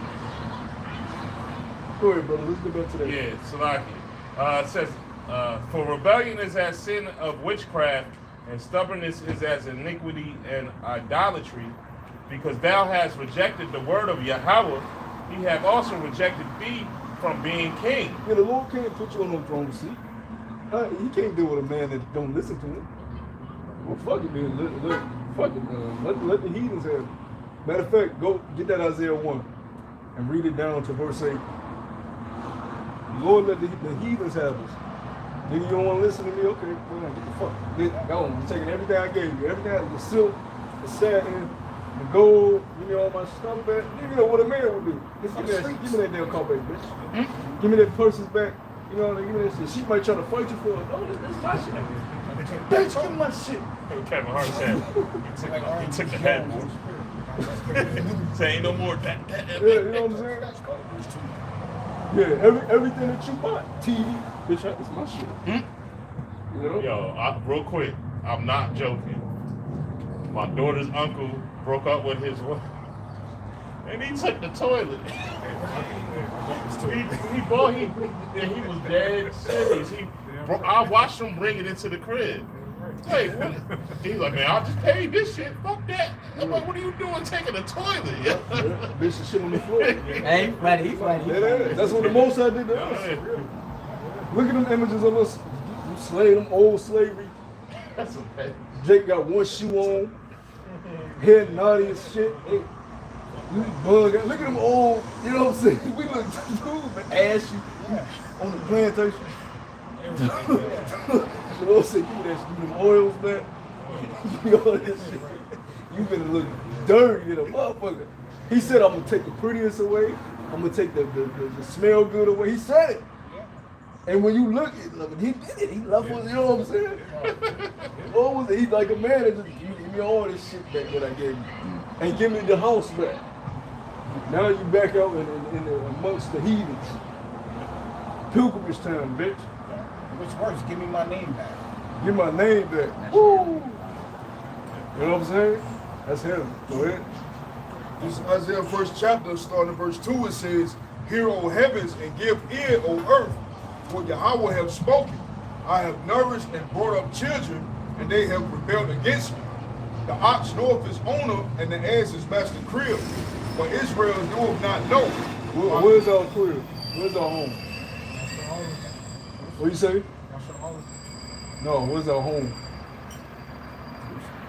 Before Jerusalem. See how about Shemel? That's your home. The ass knows master's crib. You gotta know who your master is. Before you even get in the land, you gotta, that's why we in captivity, but we the kingdom is here. The temple is the us. Because the spirit dwells with us. Our home is Yahweh B'Shem Yahushua. We gotta go back to Yahweh B'Shem Yahushua. And then he'll give us the physical, intangible shit back. Go ahead. But Israel doeth not know, my people doeth not consider. A sinful nation, a people laden with iniquity, a seed of evildoers, children that are corrupters, they have forsaken Yahweh. Freakniks. I seen a picture circulating online. This was like the Freaknik day in the 90s. There's a whole bunch of dudes, one chick. One got the fang in her ass, other two spreading her ass cheeks, another dude posing, and it's just filth. And this your mama, this your auntie. This back then. These were adults in the 90s. For everybody that's mad at the young generation, these your aunts and your aunties. Yeah, they was mad when that documentary came out. A lot of them older women, now that they mothers and grandmothers, they were like, Finger up your ass, take a they picture. were upset about that. Because your wickedness stems all the way back. It didn't just start in this generation. Right. You've been wicked. Go ahead, brother. They have provoked the Holy One of Israel. When Moses went to go get a tabernacle, what was he doing? Twerking on the golden calf. Play that ass, bitch. Yeah. 95 degrees. You know what I'm saying? I ain't got that. I like that. You know? Moses' brother, Aaron, like, oh, shit.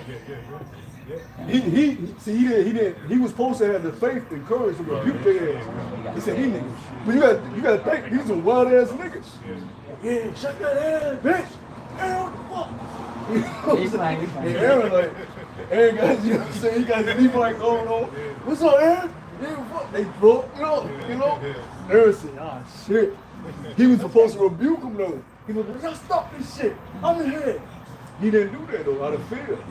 So when Moses came back, Moses was mad, like, yo, you didn't give them the check. But Aaron was like, yo, these niggas wild. These niggas dangerous. They would have poked me out. Because you gotta think, they was pressuring. Yeah. Take us back to Egypt. We gonna take all this gold, we gonna build a golden calf. Run up, get done up. These were wild, the same niggas that be on these street corners, gun your ass down. These the same niggas. Aaron wasn't about to fight them niggas. Aaron got rebuked though after that though. I think he got He had to, because at the end of the day, you gotta stand faith firm and rebuke him, because that was his job.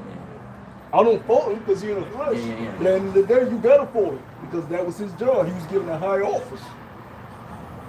But we know it, because we do it. Certain niggas, you like, hey, you got it. I done see, bro, I be out on my road, it's some niggas you got it. Nigga barefoot.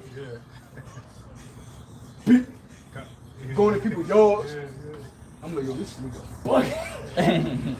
You know what I'm saying? Straight bugging. You niggas got it. You know? Go ahead. They are going away backwards. Why should ye be stricken anymore? Ye will revolt more and more. The whole head is sick, and the whole heart faint. That's why you gotta distance yourself from them, because they sick. They just sick. And they don't know they sick. Ain't nothing worse than a sick person that don't know they sick. Because they spread their sickness. Motherfucker got tuberculosis. Don't know they got it. They going around everybody. You gotta distance yourself from that person, man. Because he gonna infect you. With that bullshit. Like once. You know what I'm saying? Trying to hit Yeah, that. you weak, right? pressure. Fuck around us, huh? You always with that hoe shit. And you feel left out. You ain't cool, so you. Shit, I'm trying to be with the homies. I ain't got no homies, so I hit the shit. Now you. Yeah, that's right, nigga. Yeah, right. Next time. Now they done got you in the demon cesspool, man. That's the perpetual cycle. Sick people infecting more people. That's what the nation has become. Go ahead. From the sole of the foot even into the heart, so like from the sole of the foot even into the head, there is no soundness in it, but wounds and bruises and putrefying sores. They have not been closed, neither bound up, neither mortified with ointment. Yes, right now you got young niggas. Free dirt, free dirt. Why? Why would you want an individual like that free? I got the accountants. Man, that's fucked up what happened to Vaughn. No, it ain't. That nigga was a demon. He lived by the sword, You died by the sword. and he swung his sword a lot from what they said. That nigga was a demon. They got footage on this nigga and, Yeah. and locked up. Fighting the CO, fighting the niggas in it, and with him. I'm like, yo, we got straight demons on him. So when he came out, it don't matter how much money you gave him, he was gonna be a fucking demon. And what's the girl named Tuka? Was it Tuka? What's the girl name? Chaos. Chaos. Yeah, you got it right. He shooting at her, but then liked her. Like that's a crazy individual. Yeah. You try to kill her one day, but then you on the phone speaking to people. But see, that's part of black culture too. That violent domestic relationship. I seen a Toxic clip. shit. The dude and the chick both supposed to see. He bah, to the jaw. She get up, slam him. I mean, she took it. She get up, slam him, put him in the choke.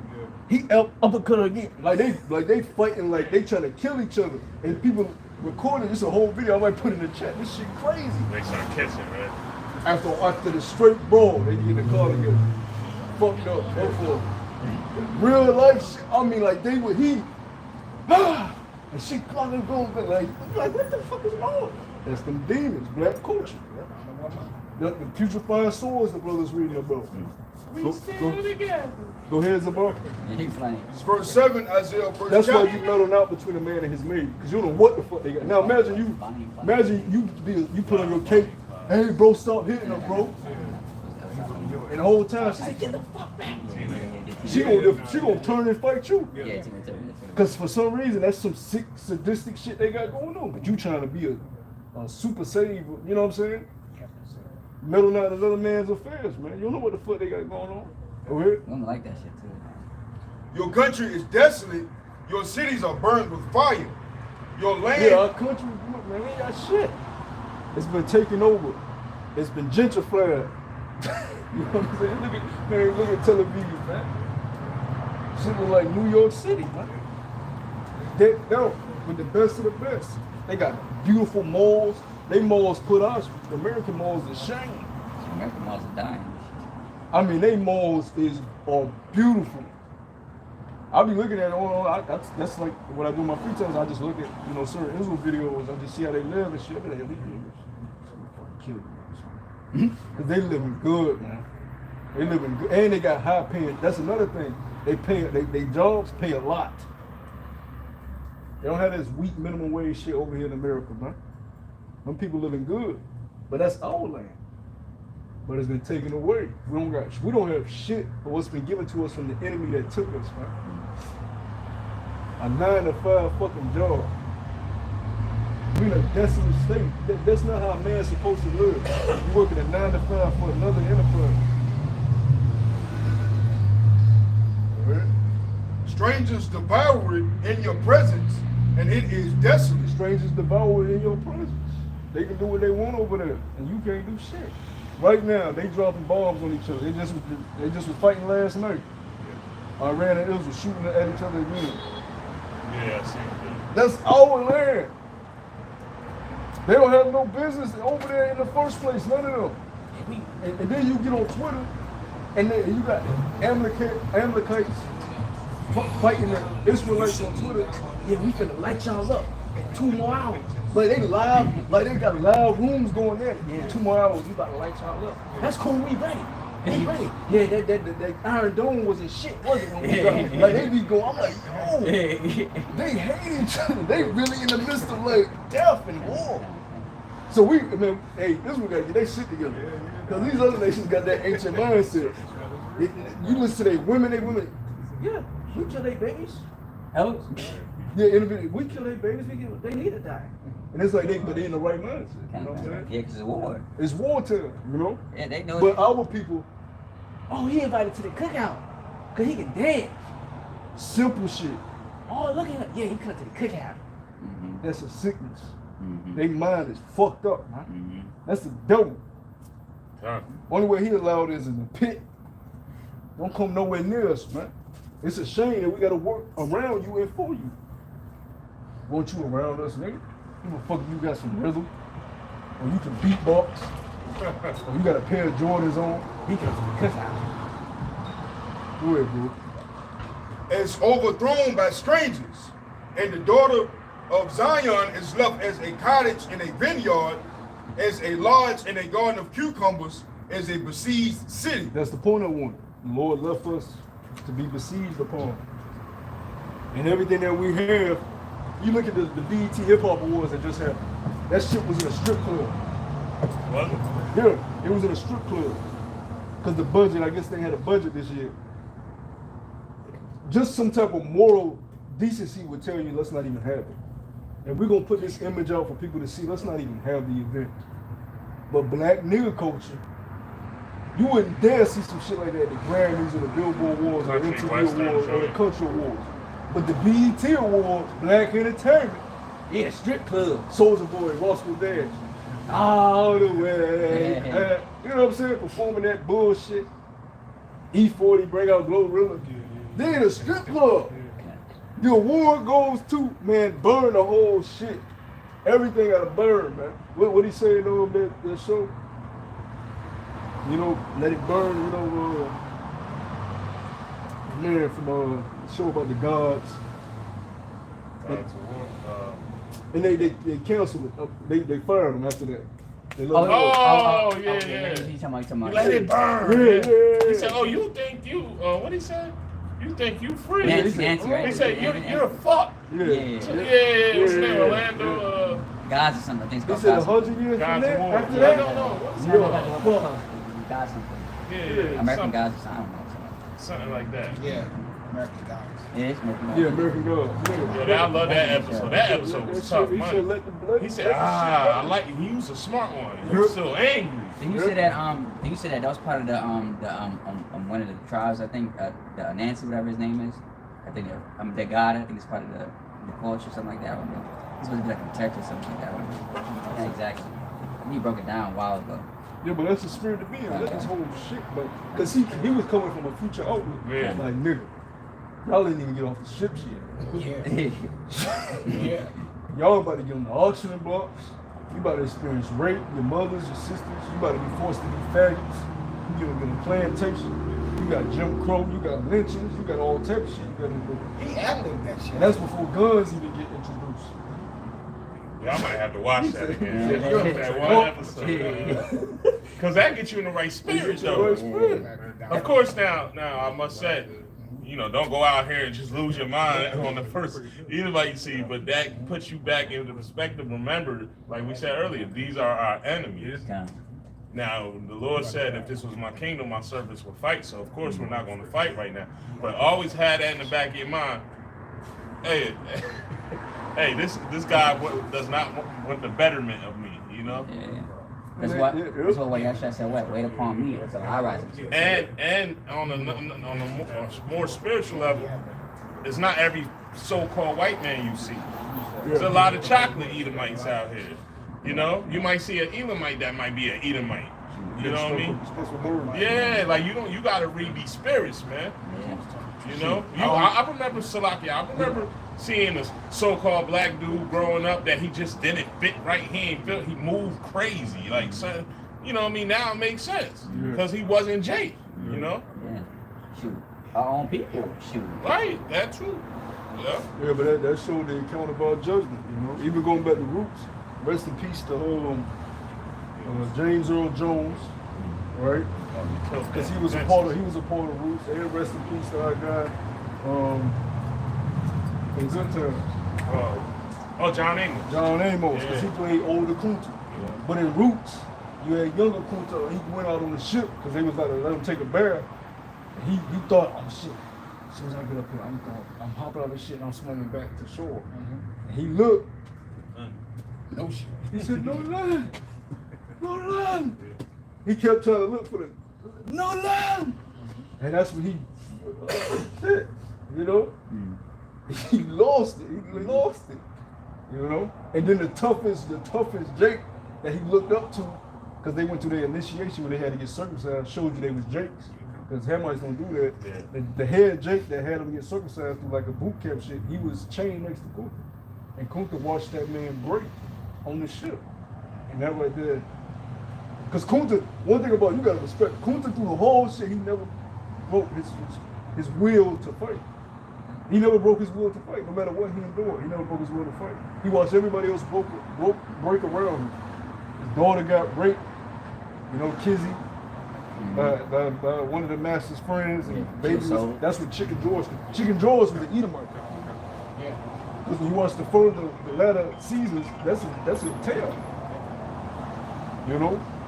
But Kunta didn't break. And Kunta foot off, he still fighting, he still was fighting. He didn't give a fuck. He said, I'm going back. But he didn't, what you gotta understand, they don't know, it never ransomed them that, nigga, you're not on that landmass no more. You're on a whole different landmass. You know, you're not just gonna be able to run and go back home. You know, you're here. It's over with. You know, and a lot of Jakes, that first batch of Jakes didn't understand that. You know, because they didn't know, they didn't speak things. They didn't know what. Man, that's a horror movie.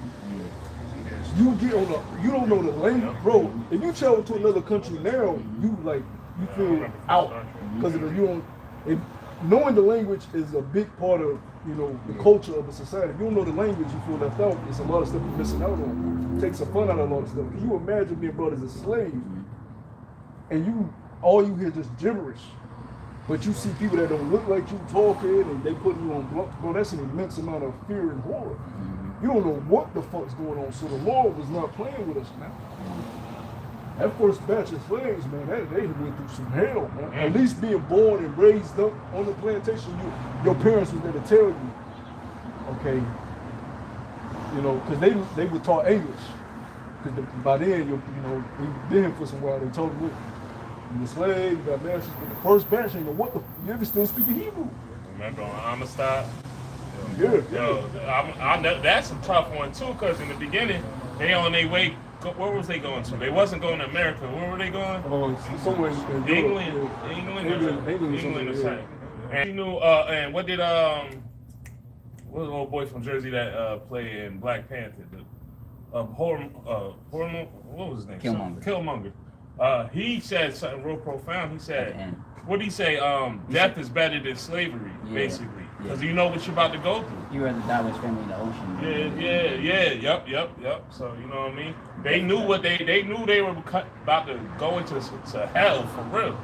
Yeah. You know? Yeah, they got statues under the water where the slave journeys was passing through. And then like chains like this and shit. Yo, that's because it symbolizes how many Jakes were jumping off those ships and getting thrown off for sickness reasons. And for whatever other reasons, because if they deem you to be sick, then they want you to infect the rest of the what they deem as cattle, stalking cattle. That's really what they refer to us as cattle. A lot of them for taxation. Yeah. They're throwing certain them overboard. Yeah. Because they were based upon how much they had on the ship. Yeah. Get more money for certain, you know. Exactly. Insurance reasons and so forth. Exactly. You know? Yeah. So it was multiple reasons why Jake was ending up in the ocean. And it got to a point where they said, you know, the sharks started following a certain path, a feeding path, you know? So you got to think it was a continual, and there's a good documentary, I believe it's on Prime with Samuel L. Jackson, and he goes to the west coast of Africa and shows you the ports. It shows you how ships were docking constantly. So one was leaving, multiples was coming in, multiples was leaving at a time. So you constantly had those journeys going through. The triangular slave trade was the biggest business in the history of planet Earth. It's what raised up Europe today. It's what raised up all these kingdoms of the earth today. You know, it was shipping the cattle to North America. They were working and sending back the resources and everything to Europe. You know, Britain, because the queen, you know, she gave the decree for them to even come over here and do it. Yeah, because a lot of them went to the Europe. Yeah. It was really a triangle. And Amalek, with them financing the whole thing, they were taking their resources to start building their infrastructure. They say a lot of the insurance we have go back to that, and like back then, like Aetna, AETNA. They funded them. That family funded some of them boats. Yeah, because you gotta understand the loans. Like the brother just was going into the insurance. The loans that were given, you gotta look just like today. You get a loan for a car. You got your loan for a ship, loan for boats. Right. The people that were always in charge of the money were who? Amalek. To this day. So you were paying them back interest because they operate on interest. Yeah. When you get land, you gotta get such thing as a land loan. That's what it means when we say they finance the slave trade. All right, we're giving out loans. They were helping people pay for these boats.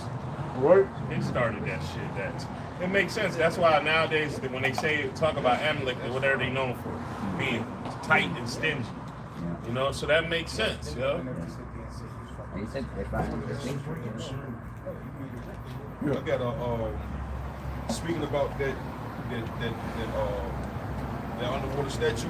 Yeah. It's in Grenada. It says Grenada's underwater sculpture park is a tribute to quote unquote African slaves. It says Grenada's haunting underwater sculpture park is a tribute to nearly 2 million African slaves thrown into the sea. Look at that, 2 million. So missiles with the Holocaust, bitch. 2 million us didn't even make it over here. Right. So to even endure what's to come. Right. It's almost goddamn Holocaust. That's just a like you said, that's just an estimate. Yeah. Now mind you, they've been in that ship for like, they say what, 6 months or? Yeah, think about how long it takes to get from one. Now mind you, being cramped in there for 6 months. And you're not standing up, you're laying down, you got people defecating on you, women having their menstrual. Yeah, they said the ceiling of the undership was like 5 feet. Right? The average drape was 6 feet. Or back then we were taller. So you laying down, man, come on, man. Shit just falling on you. Oh, you throwing up because you never been out in this ocean. I had seasickness before. The first time I went on a boat when I was a young child, well, I got seasick because I never been on the ocean. If the first time you're gonna experience seasickness, and you feel nauseated, you throwing up, it's just gonna happen. So you imagine on the slave ship, everybody they never been on you motion. You on your back, shit, motion. Everybody was throwing up. And then they got another thing. Oh, they fucking stink. These monkeys, these creatures stink. No shit, bitch. Another good one is Farewell, Uncle Tom. Goodbye. Yeah. They get it on YouTube. They still got that junk on YouTube. Yeah. So you got a lot of shit to pay for, man. And this is just stuff. We didn't even scratch the surface on Judah, and this is just Judah. We ain't even scratch the surface on Judah, and this is just Judah we're talking about. We ain't even went down. Hey man, get over done, man. You gotta pay, nigga. You gotta pay, man. Cause we don't really go into this nigga crimes no more because we understand that he eat. But when you go into it, man, when you really go into it, like this nigga gotta go. Death. Ain't no forgiving no shit like that, man. Cause when you in the truth, you just go through the motion. Sometimes you may forget what he really fucking did. This nigga, hell no, nigga. And then he used his trickery. Oh, that was back then. No, nigga. You gotta pay. Forget about that, but 9/11, remember 9/11. You know what I mean? You gotta pay, nigga. You know, remember 9/11, but forget about what they did to us. The Lord said, make their heads drink double, and you gonna drink double. Go ahead, Hanai. I got this is Lamentations 4:21. It says, "Rejoice and be glad, O daughters of Edom, that dwell in the land of Uz." Make America great again. Trump. 1776. Rejoice and be glad. Yeah. Go ahead. It says, "The cup also shall pass through unto thee." America, our America, it's falling right before us. The cup. We slowly passing that. Come on, nigga. Take a sip. Take a sip. He fighting though. He don't. He took fighting. Nah, nigga. Throw that shit back. Yeah, throw that whole thing back. We gonna make sure you drink it. Go ahead. The cup also shall pass through unto thee. Thou shalt be drunken, and thou shalt make thyself naked. The punishment of thy iniquity is also accomplished, O daughter of Zion. Yeah, that's the day we'll wait. Lord, it's over with. He will no longer carry thee away into captivity. Yes. He will visit thy iniquity, O daughters of Edom. He will discover thy sins. Yeah, the Lord is gonna say no more captivity for us. And finally, we can side with you. No more rebellion, because that ain't the way to go. And then we can just experience all the mysteries of freedom and righteousness, you know, and the glory and riches. Okay, that's nice too, but just to be free, man. Just to be free, man. Get us free. To be able to wake up and not just have your whole day, but to know what to do, to have the resources to do it, and know how to handle those resources, to have the means to get to and from. See, it's one thing to be free and not have means or resource or the know-how. Now you're just free and just don't got shit. It's another thing to be free, have the wisdom, have the resources, have the means to do everything that you want to do with your freedom. And nobody to stop you. And then he's gonna make you immortal, right? No more. Come on, man. Freedom and immortality. I'm jumping off a mountain. Just to do it. We're just gonna be doing the most amazing. I'm going back up. It's like a roller coaster ride. I'm going back up. You know what I'm saying? You know? We're just gonna be living, man.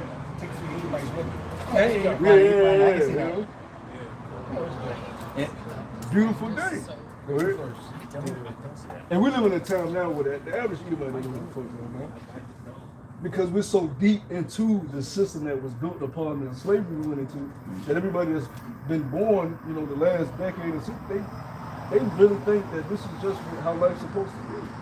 They don't know shit about nationality. They don't know shit about the scriptures. They don't know nothing. The average Amalek truly believes he's the chosen. The average Edomite truly believes this is how society is supposed to be. The average Drake truly believes this is how society goes to vote in election. They sincerely believe this shit. I go to work, send my children to school, vote in elections, I shop at these grocery stores. It's like, Pay my back, pay my taxes. yeah. They haven't considered what's truly the way to live. Yeah. They could be the first ones to die too. But they're gonna be hit with that harsh reality when what they have known as life crumbles around them. Because you got the Democrats thinking that Kamala's gonna save them. You got the Republicans thinking that Donald Trump is gonna save them, not realizing the elites that run the society, they done with it. It don't matter what puppet they put in there. The beast system is upon you. Right. You got Elon Musk parading robots and chips and all this shit. They working on the crypto that's gonna be tied to the corona as we speak, getting that all ordained out in the courts, the Ripple shit, the lawsuit Ripple got. That's another reason why the corona been on hold, because the system that it's run on, they've been having little disputes in the courts this past, but that shit's about to end. They've done with this society. That's why they allowing it to fall. Sports is more rigged than it's ever been. Niggas is doing load management game one. Boy, indeed. Game one. LeBron's son, who wouldn't even be a starter on a D1 team in college, is entering an NBA game. And then as soon as he get in the game, getting bullied. Just because it's WWE. It's LeBron is the first player to play with his son. That's all it is. And then the news just came out, now they about to send him to the G League. But here it is, you denied young men who actually bust their ass to have the talent to be worthy to be in the NBA. There's only a certain amount that get drafted every year. Yeah. That one of those spots was taken up by a guy who did not They deserve gave it. him a post-game interview and he ain't scoring That's in 3 minutes. That's in 3 minutes. That's in 3 minutes. NFL ain't no better. You got niggas. I seen one, the nigga got up and then he just collapsed. For the Cardinals, he just collapsed. And then they said, oh, he in concussion protocol, but he playing this week. Oh yeah. The nigga collapsed. It's fake shit. And the dude, one of the dudes, he got caught, and a lot of people was betting on him that night because he had a good game running back for the 49ers. He had a great game, so a lot of people betted on him. Yeah, the rookie. And they interviewed him. He slipped up.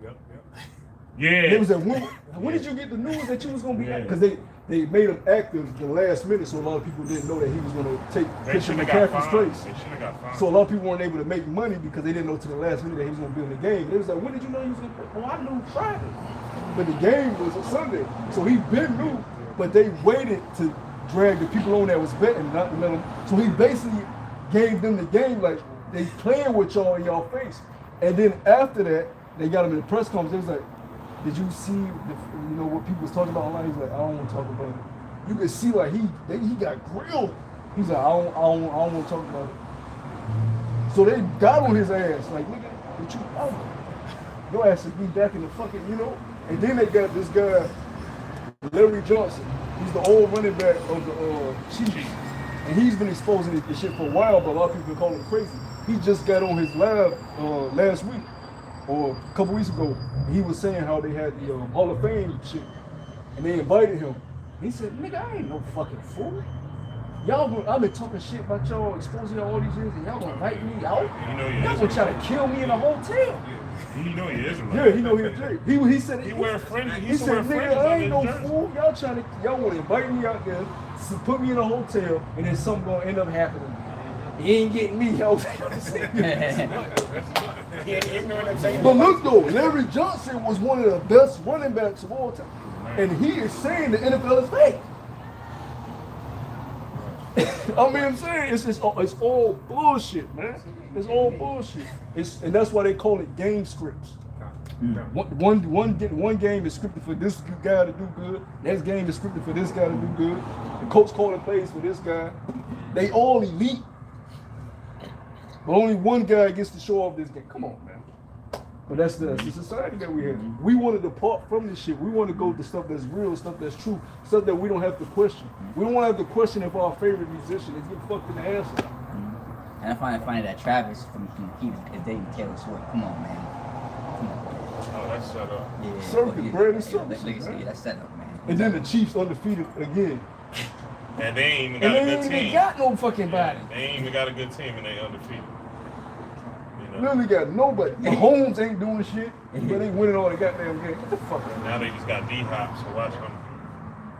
Watch them resurrect his shit. Yeah, now he about to do what Derrick Henry doing. Now all of a sudden Derrick Henry, the best running back in the league, but he was just washed up. Yeah, on the decline. But now he's the best running back in the league. Every game, they can run for. He's stiff arming the shit out of people again. Like, what was this when you was a game script? That's crazy. Go ahead, let's finish it up. You better have it. I got it. It's Obadiah 1:1. It says, the vision of Obadiah, thus saith Yahweh power concerning Edom. We have heard a rumor from the Lord, an ambassador is still among the heathen. Arise ye, and let us rise up against her in battle. Behold, I have made thee small among the heathen, thou art greatly despised. The pride of thy heart hath deceived thee, thou that dwellest in the clefts of the rock, whose habitation is high, that saith in his heart, who shall bring me down to the ground? Yeah, their habitation is high right now. They're on high right now. When you go a few blocks down right here, this is their heaven. They can wake up 5 in the morning and jog with their dogs, and nothing's gonna happen. You go 10 blocks this way, where Jake at, 5 in the morning and jog down the wrong street and see what happens. Their habitation is high. They feel like nothing can throw them down. But go ahead. You better not go now. You better not go over there and do anything to them. No, that's the end of your whole life. Yep. You better not put your hand on the Amalekai. Nigga, they run the judicial system. Yep. Go ahead, bro. Verse 4 it says, though thou exalt thyself as the eagle. Hey, though thou exalt thyself as the eagle, and what's their favorite mascot? The damn eagle. To the point where if you do something to an eagle, that's Fed time, federal, right? And look, in all these years, what was their symbol? The eagle, all the way perpetual to now. This is how you know who this man is. Go ahead. It says, those thou sought thyself as the eagle, and those thou And really, set he's just a thy fucking nest. copycat because the Babylonians were using the eagle. So he yeah. always copied. But that's his emblem. You know what I'm saying? But he doesn't have his own shit. He just always takes from He's other a plain people. man. Yeah. Go ahead. Base, excuse me, Salaki. I know what you meant. Go ahead. It says, and though thou set thy nest among the stars, thence will I bring thee down, saith the Lord. If these came to thee, if robbers by night, how art thou cut off? Would they not have stolen till they had enough? If the grape gatherers came to thee, would they not leave some grapes? That's what you're supposed to do. You're supposed to leave a little for the next man. What he do? Gobble, gobble, gobble, gobble, gobble. I want it all. You know? Yeah. Yeah, look at the hip hop industry. The founding fathers of hip hop broke and desolate. But the guys that owned it, filthy fucking rich. But you was breakdancing and beatboxing and creating the foundational tools of hip hop today, and you living like a fucking 9-to-5 person. Yep. Go ahead, brother. He didn't leave you shit. He's greedy. Go ahead. Verse 6, it says, how are the things of Esau searched out? How are his hidden things sought up? Or called by his name? Yeah, they can get a guy. They can give a guy like Diddy all this money, but then take it away through the court system. Right. When you got all these when you got to battle all them damn lawsuits, that's more and more millions you got to give to them high-priced lawyers, and before you know it, here it is. You got 14 million on this lawsuit, 14 million on that lawsuit. This lawsuit, now your shit is dwindling. And they're gonna drag this out because I just found out. You know, usually when somebody's rich and the courts come after you, or the prosecutors or the whatever, the feds, whatever, they they freeze all your accounts. Puffy was smart, where he got a lot of LLCs and stuff that's not technically in his name, so they can't even freeze his account. So he still got mad money. You know what I mean? So that's how you know this is gonna drop. This is gonna draw out for a long time. Man. Well, I believe they already said the month is gonna happen, but the thing is it is dragging on because they gotta wait all these months before the actual trial. So he's just sitting in there while these lawyers are doing this work, keep charging him, and more lawsuits keep popping up. They just had like 2 new ones pop up. That's money. Now they brought a child in it now. Yeah, that was one of the new ones. Yeah. So he's done for. He's cooked. Unless he got an ace in a hole somewhere. You got it, bro. And then if we don't know, he might expose a lot of people. That's so the ace in the hole, so. We might be in the time where the Lord is just gonna say, fuck it. I'm about to expose all your celebrities.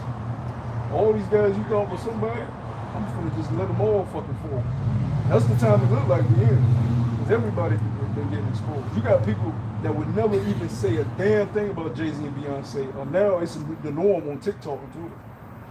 Beyonce and Jay-Z, they killed them. Like, damn, y'all used to worship these two. Now people are quitting like, nah, nigga. See, we live in a different, the Lord changing the minds of these people. It didn't used to be like that. You couldn't, people want to speak on Beyonce. Now you're going to Twitter, women are like cursing her out. I'm like, oh shit. The Beehive was serious. Yeah, but now people are like, oh shit, what the fuck? This shit adding up. Y'all niggas demonic. Go ahead. Verse 7, all the men of thy confederacy have brought thee even to the border. The men that were at peace with thee have deceived thee and prevailed against thee. Dame Dash been acting crazy since this whole Diddy shit. He keep getting interviews and saying, now he just said something about Jay-Z. Yeah, Jay-Z was a horrible fucking, like, it's like, damn, you alright? Or was you part of the fucking, exposing everybody. Cause you keep, it's like every week now he got something else to say. And you heard what he said about Nori? He was talking about how Ciroc, he said he looking at Puffy and he's wondering why, because Dame Dash is a rock star, he could drink. He said for some reason he was at a club and Puffy kept trying to force him to drink Ciroc. He's like, nah. And then before the end of the night, he ended up drinking it, and he said he was the drunkest he ever been. And he said, I started to wonder why when Nori, he was on Drink Champs, and Nori was drinking Ciroc, trying to make him drink. All of a sudden, Nori started saying little funny stuff, like, go ahead, take your shirt off, and this and that. So he's trying to, like, really out people for, you know, they little dark, you know, things they're doing, you know? You got it, bro. It says, the men that were at peace with And then you this is the flip side of it. You just had the owner, the CEO of Abercrombie, that popular Edomite clothing brand. He was just found. They got him on sex trafficking. Oh wow. But they let him out on what $14 million bond. They gave him bond, and nobody knows about it though. This is the CEO of Abercrombie. This is like one of the biggest name brands of the average Edomite out here. Nobody knows about him though, and they gave him a bond. But not you, Diddy. We gonna use you as the face of it. Go ahead. It says, the men that were at peace with thee have deceived thee and prevailed against thee, and they that eat thy bread have laid a wound under thee. There is none understanding in him. Verse 8 says, shall I not in that day, saith the Lord, even destroy the wise men out of Edom? Yeah, you over 90% of the goods that's imported here come from China and other countries. That's why you got a lot of these Republicans saying, look, man, we can create more jobs, and you just start importing, do more exporting, and bring the factories back here like they was during the Industrial Revolution. And there'll be more jobs, but they don't want that. They don't want to give you the jobs. They want to give the jobs to robots. They're on the fourth Industrial Revolution. They don't include niggas working. It includes y'all in camps as slaves, man. Right. Chipped up. Huh? It's over for this place, man. Because they could have been there. They could.